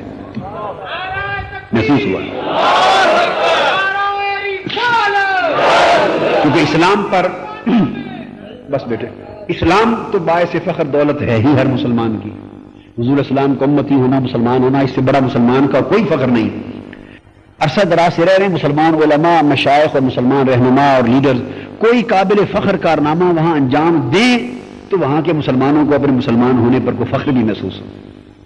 وہاں تو وہ کام کر رہے ہیں جس سے بجائے فخر کے شرمساری ہوتی ہے مسلمانوں کو کہ یہ تمہارا اسلام ہے، یہ تمہارے مذہبی رہنما، یہ لیڈر ہے، یہ کچھ کر رہے ہیں. تو یہ کمنٹ انہوں نے پہنچایا کہ ہمیں مسلمان ہونے پر آج فخر محسوس ہوا ہے زندگی میں. وہ کیا تھا کہ میں نے عرض کیا ابھی کہ جب ہم یعنی ریسیپشن سیریمنی تھی اور اس میں پرائم منسٹر فرینک میڈلوسی یہ ریسیپشن پر آئے، اور انہوں نے ارینجمنٹ ایسا کیا تھا، جو ان کا سارا جو پرنٹڈ ان کا اسکیجول تھا نا آرٹینری، اس میں پرائم منسٹر کو پہلے بلوایا گیا، پرائم منسٹر کو، ممبر پارلیمنٹس کو، سینیٹرز کو، ہر مذہب کے لوگوں کو. اور اس تقریب میں عوام الناس کو اجازت نہیں تھی داخلے کی. ڈربن سے بالخصوص اور ساؤتھ افریقہ سے بالعموم مختلف مذہبی، سیاسی، سماجی، تجارتی، مذہبی جتنی تنظیمیں ہیں بڑی بڑی، ان تمام مسالک، تمام عقائد اور تمام شعبوں کی تنظیموں کے بڑے بڑے سربراہان اور نمائندگان اور بڑے چوٹی کے یعنی معززین کا وہ اجتماع تھا. یعنی سمجھیں کہ ساؤتھ افریقہ کی اور ڈربن کی کریم تھی اس سطح کے وہ لوگ تھے.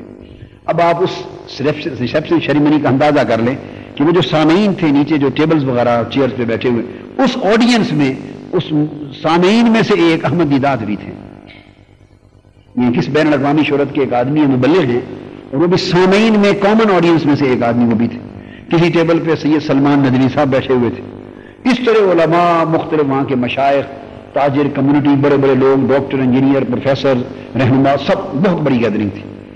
اور سٹیج ان کا معزز مہمانوں کے لیے تھا جس میں پرائم منسٹر بھی پہلے پہنچ چکا ہوا تھا ٹائمنگ کے مطابق بلکہ انہوں نے بتایا کہ اس کو اتنا اشتیاق تھا کہ وہ اپنا جو اس کا ٹائم تھا اس سے بھی 15 منٹ پہلے آ گیا اپنے مقرر ٹائم سے بھی میرا ٹائم اس جگہ پہنچنے کا انہوں نے غالباً 10 منٹ پرائم منسٹر کے پہنچنے کے بعد فکس کیا ہوا تھا 10 منٹ بعد پہنچوں گا تو ہم اپنے ٹائم سے 2-3 منٹ پہلے پہنچے آئے تو پتا چلا کہ وہ اپنے ٹائم سے 15 منٹ پہلے کے آ گئے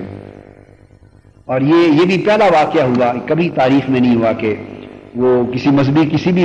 مذہب اور دین سے تعلق رکھنے والے سربراہ کے لیے اسٹیٹ کی سطح پہ پروٹوکول کا ارینجمنٹ کیا گیا ہو وہ موٹر سائیکل پر جو ان کے وہ کیا کہتے ہیں اس کو اسکاٹ وہ اسٹیٹ کی طرف سے آنر کے لیے وہ اسکاٹس کا ارینجمنٹ تھا 2 موٹر سائیکلوں کے اوپر انہوں نے آفیشلز مقرر کیے اور وہ لائٹوں کے ساتھ آواز دیتے ہوئے میری کار کے آگے ان کو لے جایا گیا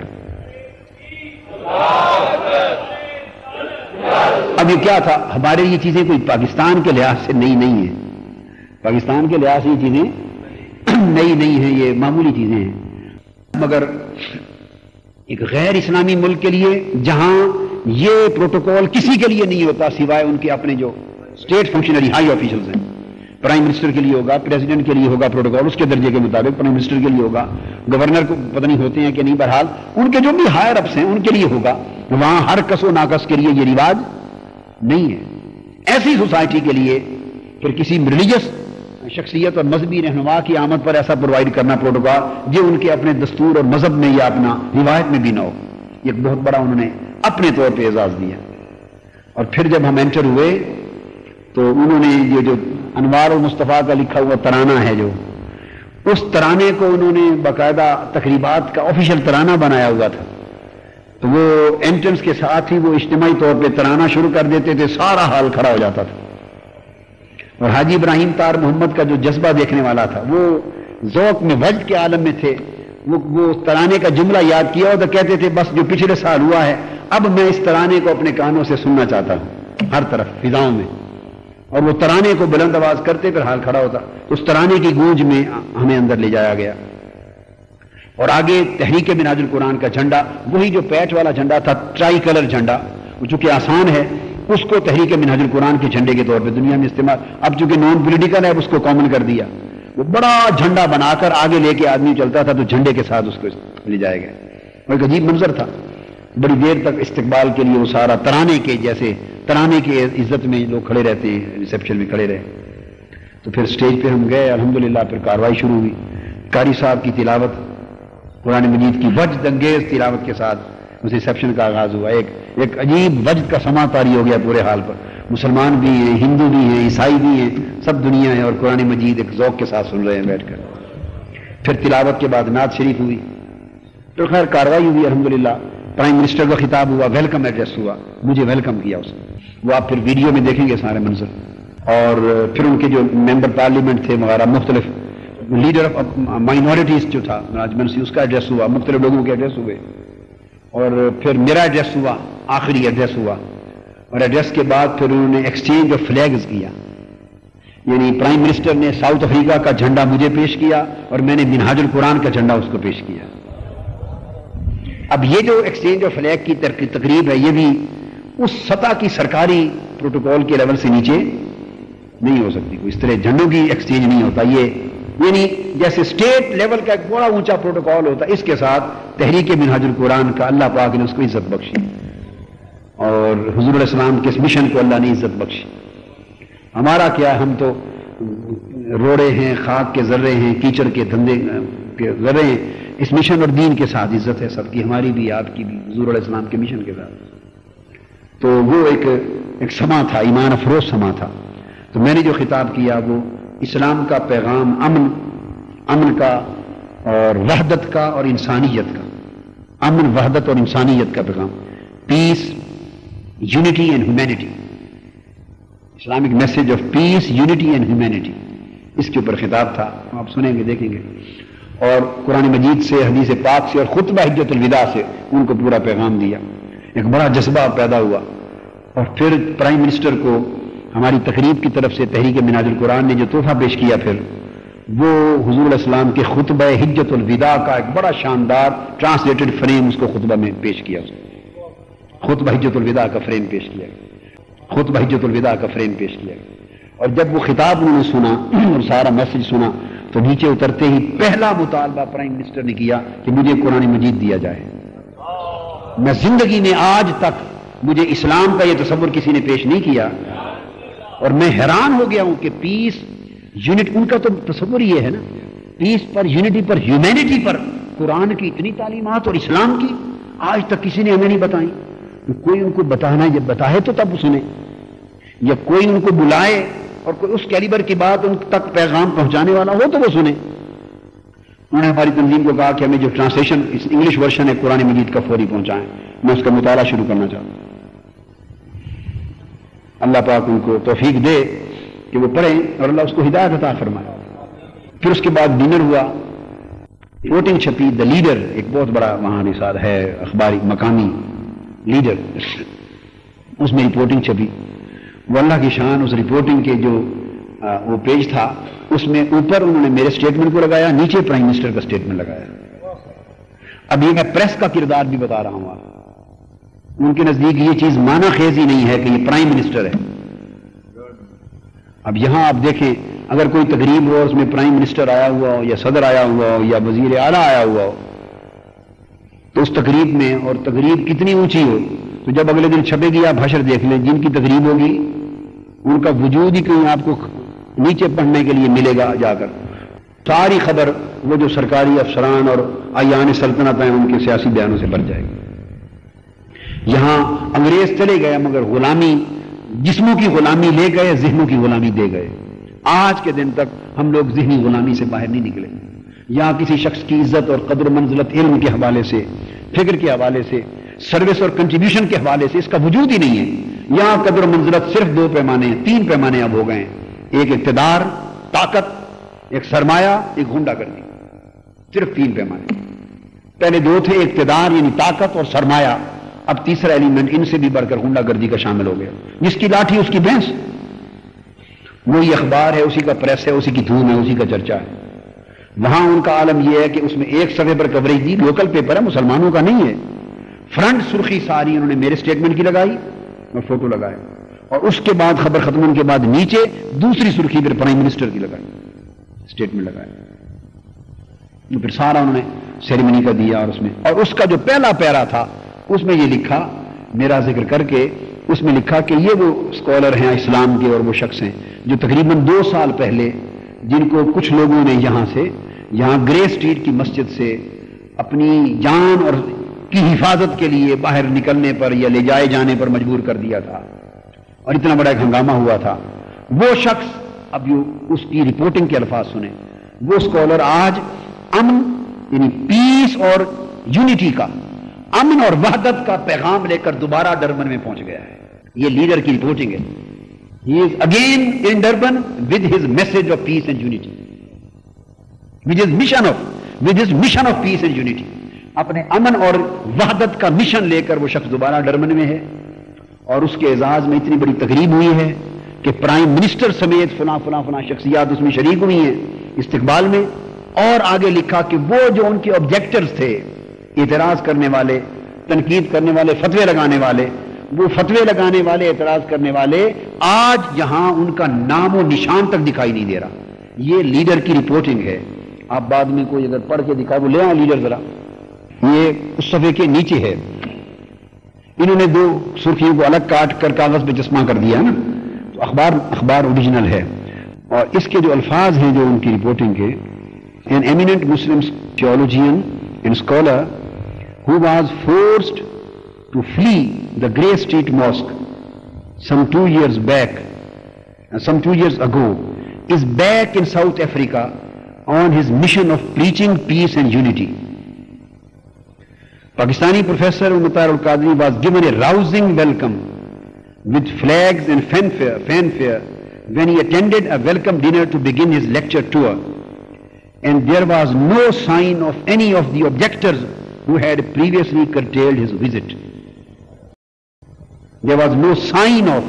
any of his objectors who had previously curtailed his visit. Among the dignitaries who had heard the distinguished visitor's stirring message of peace, humanity and unity was the premier Dr. Frank Medlozzi. اور یہ یعنی South Africa کے ٹیلی vision پر رات کے خبرنامے میں بھی نشر کی گئی اور دوبارہ اگلے دن صبح پھر ریپیٹ کی گئی یہ خبر، 2 بار نشر، وہ نہیں ہوتا عام طور پہ ایسا.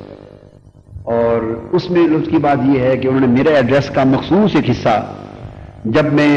ساؤتھ افریقن سوسائٹی کے لیے پیس، ہیومینٹی اور یونٹی پر بات کر رہا تھا اور کلائمیکس تھا، اس حصے کا پورا ایک شاٹ لے کر تصویر کے ساتھ میری اپنی آواز میں ٹی وی پر سنوایا، آواز میں ٹی وی پر سنوایا، یعنی فنکشن سنوایا الحمدللہ.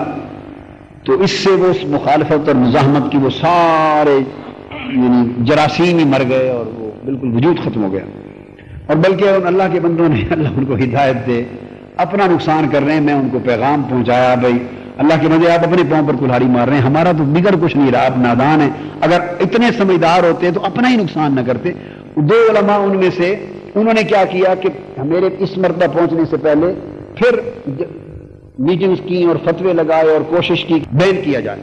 اخباروں میں خبریں دی کہ ان کی جان کو اس مرتبہ پھر خطرہ ہے، اگر وہ پروفیسر یہاں آئے تو حملہ ہو سکتا ہے، ان کی جان کو خطرہ ہے، ڈیتھ کا اندیشہ ہے. کوشش کی کہ حکومت گھبرا کر، نئی حکومت بنی ہے الیکشن کے بعد، کہ یہ سن کر کہ کہیں امن عامہ کو خطرہ نہ ہو، قتل و غارت نہ ہو جائے، خون نہ بہے، داخلہ بند کر دے. تاکہ جب یہ حربے کیے اور ناکام ہو گئے، پھر انہوں نے ایک عجیب کام کیا. پریزیڈنٹ نیلسن منڈیلا کے نام میں ہمارے خلاف ایک پٹیشن تیار کی، پٹیشن لکھی صدر نیلسن منڈیلا کے نام کہ ان کو ساؤتھ افریقہ میں آنے سے روکا جائے.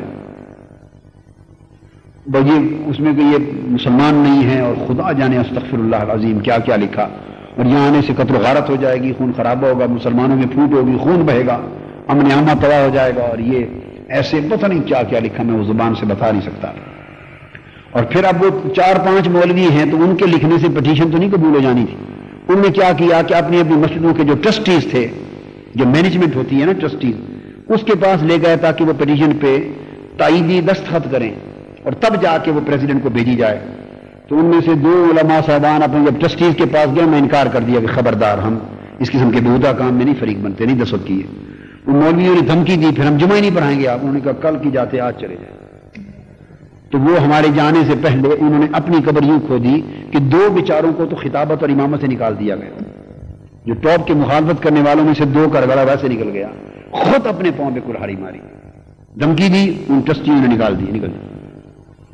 اور احمد دیدات صاحب، ایک لطیفے کی بات ہے، ہمیں بتا رہے تھے، انہوں نے بتایا کہ ایک مسجد کا نام لیا، انہوں نے ہمیں واقعہ بتایا. ہمیں تو ویسے پہلے پتہ چل گیا تھا مگر انہوں نے بھی ریپیٹ کیا. کہنے لگے کہ فلاں ایک مسجد ہے، زندگی میں کبھی میرا داخلہ نہیں ہوا تھا، مجھ پر بند تھی وہ. اس طرح اور بھی بتا رہے تھے، فلاں فلاں فلاں بہت ساری ہیں، مجھے نہ کوئی بتاتا ہے نہ میرا کوئی داخلہ ہوتا ہے وہاں. وہاں کوئی زیادہ پوزیشن اچھی نہیں ہے ان کی، یعنی ان کے خلاف ماحول اور فضا سارے ملک کی اگینسٹ ان کو کوئی نہیں دیتے.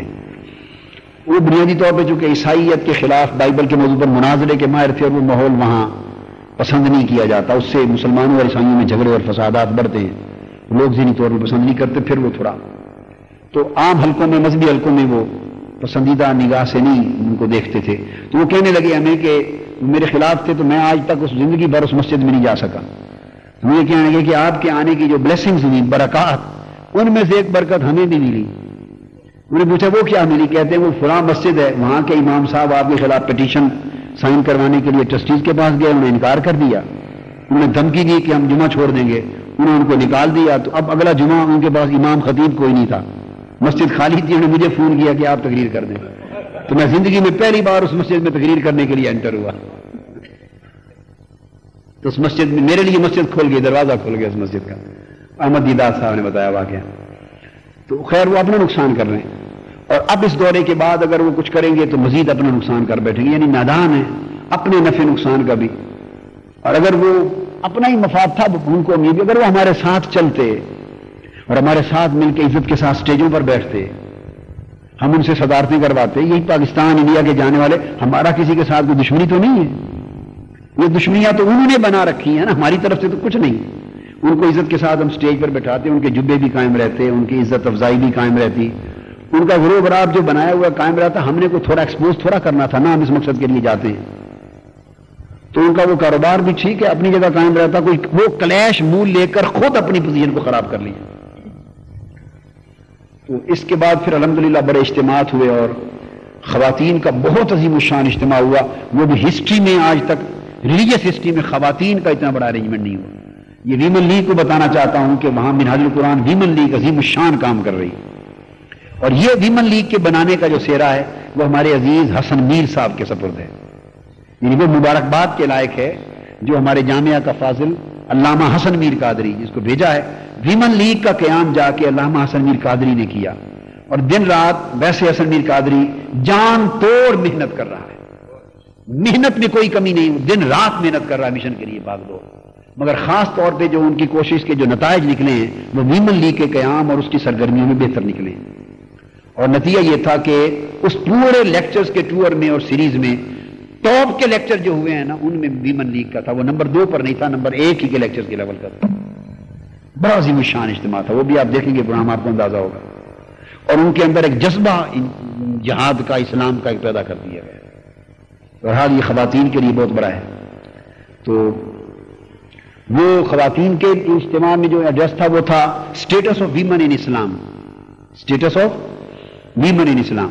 تو اس سے خواتین کو بڑی ایلیویشن ملی، بڑا ایک جذبہ ملا، ایک بڑی عزت افزائی ملی کہ آج تک ہمیں تو اسلام میں جو عورت کا مقام و مرتبہ اس کو بارے میں کسی نے بتایا ہی نہیں ہے کچھ۔ تو وہ پھر بعد میں بڑے لطیفے بھی بنے، وہ کچھ ہمارے کہنے لگے کہ جو کچھ آپ نے ان کو بتا دیا ہے تو ہمیں تو خطرہ دائق ہو گیا ہے۔ تو وہ لیکچر آپ کے لیے نصیحت ہے کہ آپ ضرور سنیں، گھروں میں نہ جا کے سنائیں، کہ کہیں گھروں میں نہ انقلاب آ جائے۔ تو اس طرح الحمدللہ مختلف جگہوں پر ڈربن میں اجتماعات ہوئے، پروگرام ہوئے، اور میں نے آپ کو بتایا پھر باقی اجتماعات میں تو ہندو عیسائیوں کے پادری بھی، لیڈرز بھی آتے رہے، اور پھر ہر سیشن کے بعد سوال و جواب کے سیشن ہوتے تھے بھرپور۔ اور کیپ ٹاؤن میں ہوئے، کیپ ٹاؤن میں ایک بڑا فاضل نوجوان ہے، ملائی ہے، ملائیشیا کا اوریجنلی، جامعہ الازہر کا فاضل ہے، شیخ سعد اللہ خان، وہ بڑا فاضل اور انرجیٹک اور بڑا یعنی لائق بچہ ہے، اور نوجوان دین کی بڑے جذبے کے ساتھ ماڈرن ٹرینڈز کے مطابق خدمت کرنے والا فاضل عالم ہے،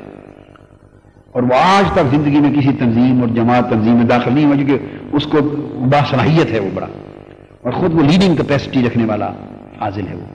اپنا ایک کالج ہے، اسلامک کالج کا، وہ وائس چیئرمین ہے، رن کر رہا ہے، بڑا اسٹیبلش، ماڈرن ٹرینڈز کے مطابق اسلام کی تعلیم ہو رہی ہے، اور بہت بڑی عظیم الشان مسجد القدس شاید کیپ ٹاؤن کی سب سے بڑی مسجد ہے، بہت بڑا مرکز ہے، اس کا وہ امام ہے۔ تو وہ زندگی کا پہلا واقعہ کہ وہ تحریک منہاج القرآن میں شامل ہو گیا، اور ہم نے کیپ ٹاؤن میں تحریک منہاج القرآن کا امیر مقرر کیا، امیر۔ باقی تنظیم سازی تو تھی مگر اس کو ری آرگنائز کر کے منظم کر دیا۔ تو ڈربن میں بھی تنظیم سازی الحمدللہ بڑی شاندار ہو گئی، یوتھ لیگ بڑی زبردست بنی، ڈربن یونیورسٹی کیمپس کی یوتھ لیگ بڑی آرگنائز بن گئی، شہر کے لیے بن گئی۔ پھر پیٹر میرسبرگ ہے، وہاں غالباً سب سے بڑی مسجد اور اسلامی مرکز جو ہے پیٹر میرسبرگ کا، اور جگہ ہم نے دیکھی تو نہیں مگر اس مسجد اور مرکز کو دیکھ کر اندازہ کر رہا ہوں کہ شاید اس شہر کا سب سے بڑا مرکز اور مسجد وہی ہوگی۔ وہ جاتے ہی ہمارا جو دوسرا فاضل گیا ہے یہاں سے، علامہ غلام رسول، جو جامعہ کا فاضل ابھی 3 مہینے پہلے روانہ کیا ہے، تو وہ مسجد جو ہے وہ مرکز خالی کر کے ان کو دے دیا گیا۔ تو پیٹر میرسبرگ کا سب سے بڑا مرکز ہمارے اس نوجوان فاضل کے پاس، تو الحمدللہ وہ مرکز بھی وہاں کام بڑا شروع ہو گیا ہے۔ اور دارالعلوم علیمیہ رضویہ وہ اس دورے میں مکمل طور پہ منہاج القرآن کے سپرد کر دیا گیا۔ تو دارالعلوم سنگ بنیاد رکھا تھا مولانا علیم الدین عبد العلیم صدیقی میرٹھی نے، دارالعلوم علیمیہ رضویہ، اب اس کے ساتھ نام منہاج القرآن ایڈ ہو گیا۔ یہ میں نے ہدایت کر دی کہ علیمیہ رضویہ کا نام نہیں کاٹا جائے گا، ہمارے بزرگ ہیں، ہمارے لیے لائق فخر ہیں، ہمارے بزرگ ہیں، تو دارالعلوم علیمیہ رضویہ برقرار رہے گا فار ایور، یہ ہدایت دے دی ان کو، اس کے آگے منہاج القرآن کا اضافہ ہو جائے گا۔ اس دارالعلوم کا سربراہ وہ اپنا فاضل حافظ طاہر رفیق گیا ہے، اس کو مقرر کر دیا۔ انہوں نے مکمل طور پہ دارالعلوم تار فیملی نے اپنے خاندان سے نکال کر منہاج القرآن کے سپرد کر دیا، اب وہ ان کے خاندان کے کنٹرول سے نکل کے منہاج القرآن کو مل گیا، آرگنائزیشن بن گئی الحمدللہ، بہت بڑی کام ہو گیا۔ پھر اسی طرح ایک جگہ ہے پریٹوریا، اور لوڈیم اس کے ساتھ مسلمانوں کا ایک علاقہ ہے، اور جوہانسبرگ کیپٹل ہے ساؤتھ افریقہ کا، پھر پھر وہاں پروگرام ہوئے اور عظیم الشان اجتماع، اتنے بڑے اجتماع ہوئے، آپ حیران ہوں گے کہ ساؤتھ افریقہ کی مذہبی تاریخ میں اجتماع، جلسے، کانفرنس، اتنے ہزاروں اور سینکڑوں کی تعداد میں افراد کی شرکت کبھی اجتماع میں نہیں، ایک یونیک اجتماع تھی۔ اور سب سے بڑی خوبی کی بات یہ تھی، یہ بھی وہ لوگ کہتے تھے کہ یہ بھی سال ہر سال، ممکن ہے 30 40 50 سال کے عرصے کے بعد یہ صورت ڈیولپ ہوئی ہو، وہ کہتے تھے کہ مدتوں کے بعد پہلا واقعہ ہوا ہے کہ ہمارے اجتماعات میں تمام مکاتب فکر کے لوگ، مسلمانوں کے تمام مکاتب فکر کے لوگ کثرت کے ساتھ ذوق و شوق سے شریک ہو رہے ہیں، اور مسلمانوں کے اندر ایک وحدت کا مظاہرہ دیکھنے میں آ رہا ہے۔ ورنہ عرصے سے وحدت ٹوٹ گئی تھی، اور میں نے جو پہلے آپ کو شروع میں اسباب بتائے، اب اہل سنت والجماعت کے جو مشائخ علماء جائیں تو وہ لوگ جو متنفر ہو کے چھوڑ کے چلے گئے تھے، وہ انہیں کیا سننے آنا تھا؟ وہ تو کھلے اجتماع ہی نہیں ہوتے، جمعے کے اجتماع ہوتے ہیں، چند لوگ آ کے پورے سن لیتے ہیں، باقی کون آتا؟ یا گھروں کے اندر بیٹھ کر 10 15 20 آدمیوں کے ساتھ ان کے اجتماع ہو جاتے ہیں۔ نہ کوئی اتنے بڑے سٹی ہال ہے جیسے آپ کا یہاں لاہور کا سب سے بڑے ہال تو وابڈا آڈیٹوریم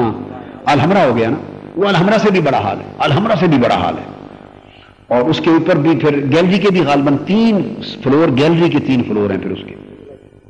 2000 کی کیپیسٹی ہے، گیلری کے بھی 3 فلور ہیں۔ وہ ہال بھرا ہوا تھا، جو ریسیپشن استقبالیہ کے بعد جو پہلا جلسہ ہوا وہ سرکاری ہال ہے، یعنی گورنمنٹ کا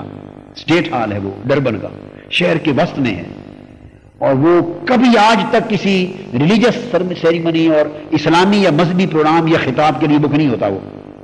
احمد دیدات کا شاید وہ بتا رہے تھے کوئی ابتدائی طور پہ کوئی ایک آدھ پروگرام انہوں نے وہاں کیا تھا جب وہ کام شروع کیا، نہیں ہوتا عام طور پہ۔ وہ حال ہمارا کھچا کھچ بھرا ہوا تھا، اور اس اجتماع میں،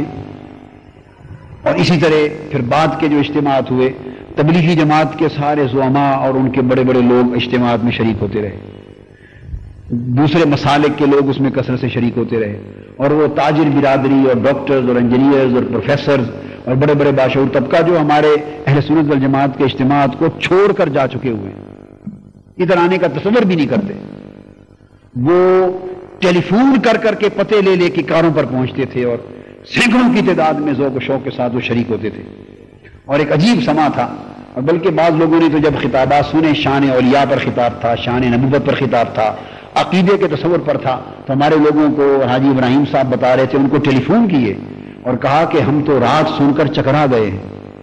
کہ جو ہمیں عقیدہ اور جو بات بتائی گئی، ہمیں تو قرآن اور حدیث کی روشنی میں جو تصور قادری صاحب نے دیا، پہلی بار ہمیں ہدایت کا روشنی مل گئی، یعنی تصور ہمیں مختلف ملا، پہلے کچھ اور تھا۔ وہ خوش ہوتے تھے۔ ایسے لوگ بھی تھے جو حاجی ابراہیم طاہر محمد صاحب کو پکڑ کے کھڑے ہو گئے، انہوں نے کہا، وہ پہلا دور تو مولانا عبدالعلیم صدیقی صاحب کا گزر گیا نا، اس کے بعد تو یہ بلاتے رہے یہی علماء مشائخ جو انڈیا پاکستان سے جاتے ہیں، جنہوں نے دھندا بنا رکھا کاروبار، وہ ساری زندگی انہی کو بلاتے رہے نا۔ اب وہ حاجی ابراہیم صاحب اور سارا خاندان کہتے ہیں کہ ہمارا سفر مولانا عبدالعلیم صدیقی سے شروع ہوا تھا اور آپ پر جا کر ختم ہو گیا،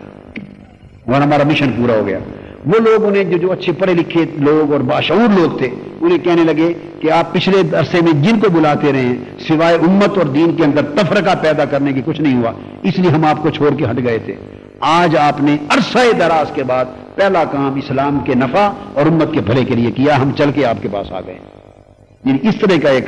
عجیب سما تھا وہاں، الحمدللہ۔ پھر آخری چیز جو اس دورے کا اچیومنٹ تھی، پریٹوریا میں یونیورسٹیوں کے خطاب بھی ہوئے اور لیکچرز بھی ہوئے مختلف، وہ تھا احمد دیدات صاحب کے بھائی عبداللہ دیدات، وہ تحریک منہج القرآن میں شامل ہو گئے۔ یہ میں سمجھتا ہوں اس دورے کے اچیومنٹس میں سے ایک بہت بڑا اچیومنٹ تھا۔ اللہ ان کو اس فیصلے پر استقامت دے، قبول فرمائے۔ وہ خود نامور عالم ہیں، نامور عالم ہیں، اور عبداللہ دیدات صاحب نے جتنے مناظرے کیے ہیں ان مناظروں کی تیاری انہوں نے کرائی ہے۔ قرآن مجید اور حدیث اور اسلام کے حوالے سے ان کی پریپریشن اور ان کی نالج اور ان کا مطالعہ کہیں زیادہ ہے احمد دیدات صاحب کے مقابلے میں۔ تو مناظروں کی جو قرآن اور حدیث اور اسلام کے اینگل کی تیاری یہ کرواتے ہیں۔ بائبل پر وہ ماہر ہیں، بائبل پر تو انہوں نے تیاری کروائی، اور ہمیشہ ان کے اکیڈیمکس کے مینیجر رہے، یہاں بھی ان کے ساتھ آئے تھے۔ جب احمد دیدات صاحب ادارہ منہج القرآن کے وزٹ پر آئے تھے تو یہ عبداللہ دیدات نے بتایا کہ میں بھی ساتھ تھا اور میں منہج القرآن دیکھا ہے میں نے۔ تو لاہور بھی اور عرب ملکوں میں بھی دورے پہ اکٹھے رہتے تھے، اب وہ ایک نتیجے پر پہنچ چکے تھے، یعنی زندگی بھائی کے ساتھ کام کر کے، رئیس صاحب یہ بڑی بات ہے، دعوت کا کام ہے، اسلامی دعویٰ کا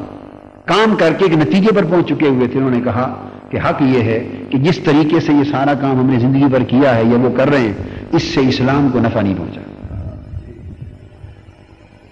اس سے مناظرے ضرور ہوئے ہیں، کوئی مسلمان نہیں ہوا۔ یہ ان کی اب سوچ کی بنیادیں بتا رہا ہوں۔ اور مناظروں میں ان کا کہنا یہ تھا کہ کئی بار ہمیں سبکی بھی اٹھانی پڑی، یعنی ایسے سوالات ہو گئے، چونکہ مناظرے میں حجت بازی زیادہ ہوتی ہے اور دیانت اور علم کا ایکسچینج کم ہوتا ہے، حاضر جوابی، حجت بازی مناظرے میں، ایک دوسرے کا توڑ، بس ٹکر، ایک دوسرے کے لوپ ہولز، کمزوریاں نکال کے ان کو اچھالنا، ایکسپلائٹ کرنا اور بازی لینا، بس یہ ایک فن ہے، مناظرہ ایک فن ہے، حق نہیں ہے۔ وہ کہتے ہیں کئی بار ایسا بھی ہوا کہ ہم خاصے یعنی شرمسار ہونا پڑا اور مشکل سے سچویشن میں کنٹرول کر کے عزت بچائی، اور یعنی کوئی اسلام نہیں لوگ اس سے قبول کر کے ادھر آئے، اسلام کی امت کی کوئی خدمت اس سے نہیں ہوئی سوائے اس کے، اور پھر یہ کہ وہ اگر اسلام کا برا پہلا کہہ رہے ہیں تو ہم لوگ ان کی بائبل کو گالی دے رہے ہیں، یہ ربش کتاب ہے، ربش بک ہے، ربش بک سی اور ربش بک، استغفر اللہ، یعنی تمہاری بےہودہ کتاب ہے، وہ ڈسٹورٹ ہو گئی ہے، رد و بدل ہو گیا، اب کچھ ہو گئی ہے، مگر اصلاً تورات اور انجیل کی کتابیں تو ہیں، وحی کی نازل شدہ کتابیں، وہ اصل ٹیکسٹ ان کا بدل گیا، رد و بدل سارا کچھ انہوں نے بدل دیا، کچھ بھی ہو، مگر اللہ پاک نے تو فرمایا کہ تم کافروں کے بتوں کو بھی گالی نہ دو، کہیں وہ تمہارے اللہ کو، خدا کو گالی نہ دے دیں۔ اخلاق کا ایک معیار مقرر کیا نا، تو ایسی چیزیں دیکھ کر کے اس سے سوائے ایک دنگے فساد کے منفی سوچ کے کوئی مثبت نتائج وہ جو نکلنے چاہیے وہ زیادہ نہیں نکلیں، اور نوجوان نسل کو آج اسلام کی جو جس میسج کی ضرورت ہے وہ کنوے نہیں ہو سکا، ان کو جو دور جدید کے مسائل چاہیے، خالی ہمیشہ صرف بائبل کے اوپر تنقید سے تو ان کا مسئلہ نہیں ہوگا، تو وہ ایک نچوڑ تھا، ایک بخش تھا جس کو پا چکے تھے، اور ان کا کہنا یہ تھا کہ عالم اسلام میں اور عالمگیر سے ورلڈ وائڈ لیول پر دور جدید کے میں کی ضروریات کے مطابق اور نوجوان نسل کے تقاضوں کے مطابق اسلام کی جو خدمت منہاج القرآن کے پلیٹ فارم سے جس انداز سے ہو رہی ہے، اس سے بہتر یا اس جیسا طریقہ اور کہیں نہیں۔ اپریشیٹ کیا، پھر انہوں نے پھر لے گئے ایک ایسی مسجد میں جو یعنی دوسرے مسلک کے احباب کی مسجد تھی ان کے زیر نگرانی، پھر وہاں خطاب ہوا میرا، اور قاری صاحب نے نعت پڑھی، تلاوت کے بعد وہ بتانے لگے کہ اس مسجد کی تاریخ میں زندگی پہلی بار یہاں نعت شریف پڑھی گئی۔ میں نے کہا اچھا، یہ تو بڑی برکت کی بات ہے۔ پھر میں نے درود و سلام کی اہمیت پر خطاب کیا انگلش میں، وہ خطاب ختم ہوا تو میں نے کہا آج پھر قاری صاحب سے قصیدہ بردہ شریف سنتے ہیں، پھر اختتام پہ قصیدہ بردہ شریف سنا، لوگوں کو ساتھ شامل کیا۔ وہ ہر مسلک ہر عقیدے کے لوگ ہیں، مگر انہیں کوئی خیر کی طرف دعوت دے، مگر حکمت کے ساتھ، موعظت کے ساتھ، نصیحت کے ساتھ، بھلائی کے ساتھ، وہ بات کو سنتے ہیں، قبول کرتے ہیں، سمجھتے ہیں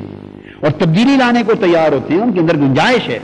بشرطے کہ کوئی انہیں صحیح پیغام، صحیح حکمت اور طریقے کے ساتھ دے۔ چنانچہ اس کے بعد پھر کھانا عبداللہ دیدات صاحب نے ہمارا اپنے گھر کیا، اور اس کھانے کے بعد میٹنگ ہوئی، اس میٹنگ میں بالآخر وہ میری دعوت پر انہوں نے فیصلہ کر لیا، اور انہوں نے تحریک منہاج القرآن میں شمولیت اختیار کی، میٹیریل لیا۔ اگلے دن پھر ہماری آخری تقریب تھی، جس تقریب میں ویڈیو کے اوپر باقاعدہ باضابطہ اعلان کیا گیا۔ میں نے کہا اب آپ سوچ لیں، فارم پر کر لیں، طبیعت جم جائے تو کل آئیں، اور اس تقریب میں پھر باقاعدہ انشاءاللہ اگلے دن پھر تو وہ ایمبیسڈر جو پاکستان کے ایمبیسڈر انیس الدین صاحب، ان کی صدارت تھی، وہ بھی اجتماعات میں رہے، اور وہ یعنی باوجود انہوں نے پھر پرواہ نہیں کی اس بات کی کہ دعوت ان کو گئی ہے یا نہیں، انہوں نے واقعتاً ایمبیسڈر ہونے کا حق ادا کیا۔ ہم پہلی ابتدائی تقریب میں چونکہ انڈین لوگ تھے نا آرگنائز کرنے والے، ان سے رابطہ نہیں کر سکے، پروگرام بھی ہنگامی طور پہ مرتب ہوا، ان کو حسب ضابطہ دعوت کنوے نہیں ہو سکی، اس پہ وہ رنجیدہ تھے، منتظمین و ناراض تھے کہ یہ انہوں نے جو ایمبیسڈر کا اور یہ کسی ملک کا ایمبیسی کا جو عزت کا جو حق ہے وہ اس کا حق ادا نہیں کیا، یہ غلطی ہوئی منتظمین سے واقعتاً، مگر میں یہ سمجھتا ہوں کہ انہوں نے ایمبیسڈر ہونے کا حق ادا کیا کہ باوجود اس کے کہ دعوت نہیں پہنچی، وہ اپنے پرائیویٹ لباس میں چادر اوڑھ کر جلسے میں آ گئے۔ ایمبیسڈر کوئی نہیں جاتا اس طرح جلسے میں، کوئی سب سے پہلی کرسی پر سامعین میں آ کے بیٹھے ہوئے تھے، اور چادر اوڑھی ہوئی تھی، کمبل سا، تو میں پہچان نہیں سکا، مجھے قاری صاحب وہ پہلے ڈربن میں بھی ملے تھے، ملاقات ہوئی تو قاری صاحب دیکھ کے پہچان کہنے لگے کہ ایمبیسڈر صاحب آئے بیٹھے ہیں، میں نے غور سے دیکھا تب پہچان۔ پھر لوگوں نے، منتظمین نے ان کو آ کے دعوت دی کہ آپ سٹیج پر آئیں، وہ ناراض، انہوں نے کہا نہیں، آپ کس منہ سے بلاتے ہیں مجھے، میں آپ کی دعوت پر تو نہیں آیا کہ اب اسٹیج پر بیٹھوں، میں تو صرف ایک قادری پروفیسر صاحب کی ذات اور اپنے ملک پاکستان کے لیے آیا.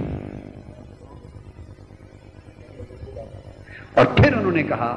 دکھ کے ساتھ کہا کہ اصل وجہ یہ کہ پاکستانی کمیونٹی نہیں ہے نا وہاں، پاکستانی لوگ تو وہاں ہیں کوئی نہیں، آٹے میں نمک بھی نہیں ہے، اور جو چند ایک ہوں گے وہ بھی غیر قانونی طور پہ بغیر ویزے کے رہتے ہوں گے. یہ تو پاکستانیوں کی شان ہے نا. تو وہ پھر اب پاکستانیوں کی کمیونٹی ہو، تقریبات ہوں، فنکشنز ہوں تو وہ بلائیں تو پھر عزت افزائی ہوتی ہے، تو وہ تو آدمی محسوس کرتا ہے ایک تنہا تنہا.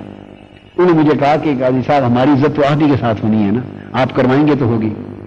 میں بات کو پا گیا، میں نے کہا فکر نہ کریں، آپ بیٹھیں. اسٹیج پر نہیں گئے ان کی دعوت پر، کیونکہ آپ نے بھی، انہوں نے کہا کہ آفیشلی نہیں بلایا، میں آفیشیل کیپیسٹی میں نہیں، میں پرائیویٹ کیپیسٹی میں آیا. ہاں تو ان سے خفا ہوئے، ناراض ہوئے. تو پھر جب میں نے اجتماع میں جب میں نے خطاب شروع کیا تو میں نے ان کو ایڈریس کیا جیسے چیئرمین کو یا صدارت کرنے والے کو ایڈریس کیا جاتا، اور پھر ان کے کردار پر میں نے روشنی ڈالی کہ یہ واقعتاً انہوں نے ایک قابل قدر ایمبیسڈر کا کردار انجام دیا ہے، کہ وہ انہوں نے کہا ہے کہ میں بجائے اسٹیج پر بیٹھنے کے عوام میں بیٹھنا پسند کرتا ہوں. عزت افزائی ہوئی، پھر وہ خوش ہوئے، اور پھر جب خطاب ختم ہوا تو وہ پہلے شخص تھے، وہ تیزی سے اسٹیج پر دوڑے، ایک مجھے گلے ملے، اور جن لوگوں کو وہ سختی سے رد کر چکے تھے ان کے پاس جا کے گلے ملے خود. یعنی اسے خطاب سے جیسے کایا پلٹ جاتی ہے. تو میں کہہ رہا تھا کہ دیکھیے ایک انسان دیکھنے میں آپ اندازہ نہیں کر سکتے کہ اس کے اندر مسلمانی کتنی ہے، مگر اس شخص کا بغیر دعوت کے ایمبیسڈر ہو کر اس کے باوجود خود چلے آنا اور خطاب سن کے یکلخت ایک انقلاب آ جانا، یہ ایک اندر مسلمانی کی اور ایمان کی چنگاری ہے نا جو چمکی ہے، اور جس نے اس کو اس درجے تک لے آئی. تو لوگ موجود ہیں مگر صرف وہی بات کہ وہ سپارکل نہیں کرتے ہیں، یعنی اس چنگاری کو ہوا نہیں صحیح ملتی، اور جو ایمان کی چنگاریاں اندر موجود ہیں ان کو صحیح طور پہ ہوا اگر دی جائے تو اس کے بعد انہوں نے پھر نہیں پرواہ کی کہ کیا دعوت ہوتی ہے کیا نہیں. پھر وہ اس طرح ساتھ رہے جیسے مشن کا کوئی آدمی ساتھ رہتا ہے. رات کے 1:30 بجے وہ پھر ساتھ ہی چلتے رہے، گاڑی لے کے آتے، میرے ساتھ چلیں، کہاں جانا ہے، یونیورسٹی چلنا ہے، وہاں بھی چلے. پھر ان کی صدارت بھی ہوتی رہی پھر پروگراموں میں، اور آخری تقریب تک وہ ساتھ رہے. آخری تقریب محفل میلاد اور محفل نعت ہوئی. قاری صداقت علی صاحب کے موجود ہونے سے پروگراموں میں بڑی رونق رہی، اور ہمارا بڑا پرکیف سفر رہا. ہر جگہ ہر تقریب میں ان کی تلاوت اور ان کی نعت سے خاص ذوق کیف اور سما پیدا ہوتا تھا. لوگ بڑا ہنس لیتے، سچ بات ہے ہم بھی ہنس لیتے، تو ایک کیف لیتے تھے، اور وہ سفر بڑا پر رونق اور بابرکت رہا. ہر جگہ قرآن مجید کی کثرت کے ساتھ بڑی پرکیف تلاوتیں ملی، اور سارے سفر میں، اجتماعات میں، کانفرنسز میں ایک بڑا سما رہا. اس طرح لوگوں کو قرآن مجید کی طرف رکھا. ایک سیریز ان کی ریکارڈ ہوئی پوری تلاوتوں کی، اور پھر آخر میں صرف ان کی نعتوں کی محفل میلاد منعقد کی. اس کی صدارت ایمبیسڈر صاحب نے کی. اس آخری تقریب میں عبداللہ دیداد صاحب کا پھر شمولیت کا اعلان ہوا باضابطہ. وہ ویڈیو آپ کے پاس آ جائے گی. پریٹوریا جوہانسبرگ کی ابھی نہیں پہنچی، ڈربن کیپ ٹاؤن کی آ گئی ہیں، وہ بھی آ جائیں گی چند دنوں میں. تو پھر ان کو ہم نے خوش آمدید کہا، مبارکباد دی. انہوں نے اپنے جذبات کا اظہار کیا کھڑے ہو کر، اور پھر ان کو جوہانسبرگ ساؤتھ افریقہ کا جو کیپٹل ہے دارالحکومت، اس کیپٹل کی صدارت ان کے سپورٹ کی، ان کو صدر مقرر کر دیا کیپٹل کا. تو جوہانسبرگ کا منہاج القرآن کے صدر ہونے کا جو تقرری کا لیٹر تھا تیار کیا، وہ ان کو تقریب میں باضابطہ پیش کیا. امبیسڈر صاحب نے بھی اپنے جذبات کا اظہار کیا. تو الحمدللہ یہ دورہ جو ہے اس طرح اختتام پہ پہنچا، اور اس میں اتنی برکات اور اتنے مشن کے لیے فوائد اور اتنی ترقی اور اتنی نعمتیں اللہ پاک نے دنیا کی مشن کی حق میں اور آخرت کی عطا کی کہ سچ بات یہ ہے کہ 10-15 سال اگر الگ سے محنت ہوتی تو شاید اتنا انقلاب انگیز ماحول پیدا نہ ہوتا، اور یہ نتائج پیدا نہ ہوتے جو صرف اس پچھلے سال ان اپنے نادان لوگوں کی نادانی کے باعث اللہ پاک نے مشن کے حق میں برکات کا ایک سمندر پیدا کر دیا. اور وہ جو ٹونی آدم ہے، وہ جو سیکیورٹی انچارج تھا جس کا ذکر پچھلے سال میں نے کیا، وہ ہم جب لندن تھے پچھلے سال تو وہ یہاں دورہ بھی کر گئے. وہ قاری صاحب کو اور مفتی محمد رفیع سمنانی صاحب کو اور علامہ فتح اللہ خان صاحب کو شاید وہ اپنا وہ کیا موزر اور پسٹل بھی دکھایا ان کو. انہوں نے کہا یہ موزر ہے جس سے میں نے قادری صاحب کو شوٹ کرنا تھا. اور مجھے پچھلے سال وہ بتا گیا تھا، یہ نام نہیں لیا تھا کہ میں نے، اس نے کہا تھا کہ جس پسٹل سے آپ کو شوٹ کیا جانا ہے وہ آج مارکیٹ سے نیا خریدا گیا ہے. یہ بھی بتا گیا تھا مجھے، یہ نہیں بتایا تھا کہ وہ میں نے خریدا ہے. اس نے کہا کہ it has been managed, everything has been organised completely, no debate is going to be held there, there is no debate, no lecture, nothing, no meeting. This is the only task, this is the only purpose and objective which is going to be serve tonight. کہ جس pistol سے آپ کو shoot کیا جانا ہے وہ آج تازہ اسلحہ گولیاں خریدی گئی ہیں, ہر چیز تیاری مکمل ہے. میں صرف آپ کو بتانے آیا ہوں کہ ہم اتنا بڑا حادثہ جس میں اتنا بڑا خون بہ جائے اس دھرتی پر ہم نہیں چاہتے, اختلافات کے باوجود ہم نہیں چاہتے کہ یہ ہو. میں آپ کو ریکویسٹ کرنے آیا ہوں, کائنڈلی پلیز آپ اس اجتماع میں نہ آئیں اور کینسل کر لیں اپنا پروگرام. یعنی یہ بھی اس کے اندر ایک پہلو تھا کہ خود جس کے سپرد تھا وہ خود بتانے آیا. میں ڈسکلوز نہیں کر سکتا مگر ہر چیز مقرر ہے. اس نے بتایا کہ آپ کے ارد گرد جن کو آپ سمجھیں گے نا بے سامعین بیٹھے ہوں, سامع نہیں ہوں گے, مسلح افراد ہوں گے سادہ کپڑوں میں. میں نے اس کی بات سن لی, عصر کی نماز میں پڑھ چکا تھا, عصر کا وقت تھا, پڑھ کے سن کے میں نے کہا ٹھیک ہے Tony Adam, I have heard whatever you have told me, you go, thank you very much, I am coming this meeting, I am not afraid of death, whatever is going to happen let it happen. اور پھر بھائی چھوڑیے, میں نے پھر وہ ان کو کہا جو فیملی والے تھے حاجی ابراہیم تار ہوں, ان کو میں نے کہا میں ابھی نماز عصر کے بعد تھوڑی دیر تھکا ہوا ریسٹ کر لوں, مغرب تک میں سو لوں, آرام سے میں نیند کرتا ہوں. تو مغرب کی نماز سے 10 منٹ پہلے اٹھا دیں, نماز مغرب پڑھ کے نوافل پڑھ کے ہم روانہ ہو جائیں گے. الحمدللہ پھر ہم روانہ ہو گئے. پھر باقی بات ساری معلوم ہے. اور پھر وہ جب انہوں نے 1-2 منٹ کی گفتگو بھی نہیں کرنے دی اور میں گفتگو کے لیے کھڑا ہوا تو ہنگامہ بپا کر دیا اور فائر کر دیے. اس واقعے نے آنن فانن اس شخص کے دل کو بدل دیا. دل کو تو نہیں, دل تو اس کا وقت لگا بدلنے میں, مگر دماغ ضرور بدل گیا. وہ سوچنے پر مجبور ہو گیا کہ یہ لوگ جو اتنے فتوے اس کے خلاف لگاتے ہیں, اب اس شخص نے ان کو ٹائم دے دیا ہے کہ آؤ مجمع عام میں جو سوال کرنا ہے کر لیں, میں موجود ہوں. اوپن اجازت دے دی ہے. یہ لوگ آ گئے ہیں, اجتماع 1000 کا موجود ہے, وہ موجود ہیں وہ شخص, اور ان کے ہر سوال کا جواب دینے کے لیے کھڑے ہیں. اوپن دعوت ہے کہ ہر کوئی جو کرنا ہے کر لے. تو بات کیا ہے کہ یہ کھڑے ہوئے ہیں اور 1 منٹ کی گفتگو بھی نہیں کرنے دی ان کو, نہ کوئی جھگڑا, نہ گالی گلوچ, نہ تو نہ کچھ بھی نہیں. کھڑے ہوئے اور ہنگامہ شروع کرا دیا اور فائر ہو گئے. یہ وجہ کیا ہے؟ ان کو موقع جو نہیں دیا بات کا. بس اس سوچ نے اس کے دماغ میں تبدیلی پیدا کر دی. اس کا مطلب ہے کہ there is something wrong with them, کہ کچھ خرابی کمزوری ان میں ہے جس پر پردہ ڈالنے کے لیے ایک ہنگامہ آرائی کر رکھی ہے. اور اس شخص کی آواز یہ لوگوں تک پہنچنے نہیں دیتے, کہ اگر یہ آواز پہنچ گئی تو ممکن ہے ذہن بدل جائیں. لہذا let us search for truth, اب سچ کی تلاش میں نکلنا چاہیے, سچ کی. اور جو اجلاس کفر ہوا تھا ان کا اجلاس ہے جس میں ساروں کو جمع کر کے کفر کا فتویٰ بنایا تھا ہمارے خلاف, اور جھوٹے دستخط لوگوں کے نام لکھ کے ایک لمبی لسٹ چھاپی تھی کہ یہ فتویٰ کفر ہو گیا, فتویٰ کفر ہو گیا. جو نجوہ کیا تھا, ندوانی نجوہ, اس کا خرچ کرنے والا یہ شخص ٹونی آدم تھا. دادا ہم نے قاری صاحب نے پوچھا کہ آپ کا کیا خرچ ہو گیا ان پر, ان کے اوپر؟ اس نے کہا کہ 8000 رینٹ یا کتنا. اس نے کہا 8000 رینٹ تو میں نے ایک مولوی سے لینا ہے, یعنی 64,000 روپیہ اس نے نام لے کے کہا وہ تو میں نے ایک فلاں مولوی سے لینا ہے صرف. No I have to get it back, اب میں واپس لوں گا ان سے. تو نے کہا چلو صدقہ خیرات کر دو بھائی, گئے جو لے گئے, کیا ہوا, خرچہ کیا تھا. اس نے اس کے بعد دورہ کیا ایک وفد کی صورت میں, کراچی اور لاہور کا اور انڈیا بھی دورہ کیا, اور اپنی آنکھوں سے دیکھا کہ حقائق کیا ہیں. اب اس اسنا میں پھر اس کے دل بدل گئے. اب وہ سیکیورٹی انچارج تھا ہمارا سیکیورٹی, اور اس نے ان کو, مجھے تو نہیں دکھائی, ان احباب کو جو تینوں ساتھی تھے ان کو وہ گن دکھائی. اس نے کہا کہ یہ وہ گن تھی جس سے میں نے قاضی صاحب کو شوٹ کرنا تھا, اور اللہ کی شان آج یہ گن ان کی حفاظت پہ استعمال ہو رہی,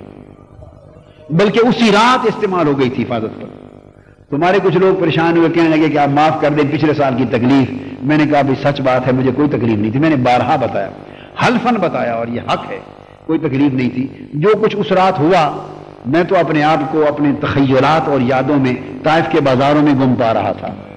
جو کچھ اس رات ہو رہا تھا میں تو مزہ لے رہا تھا حضور علیہ الصلوۃ والسلام کے اس سفر کو یاد کر کر کے,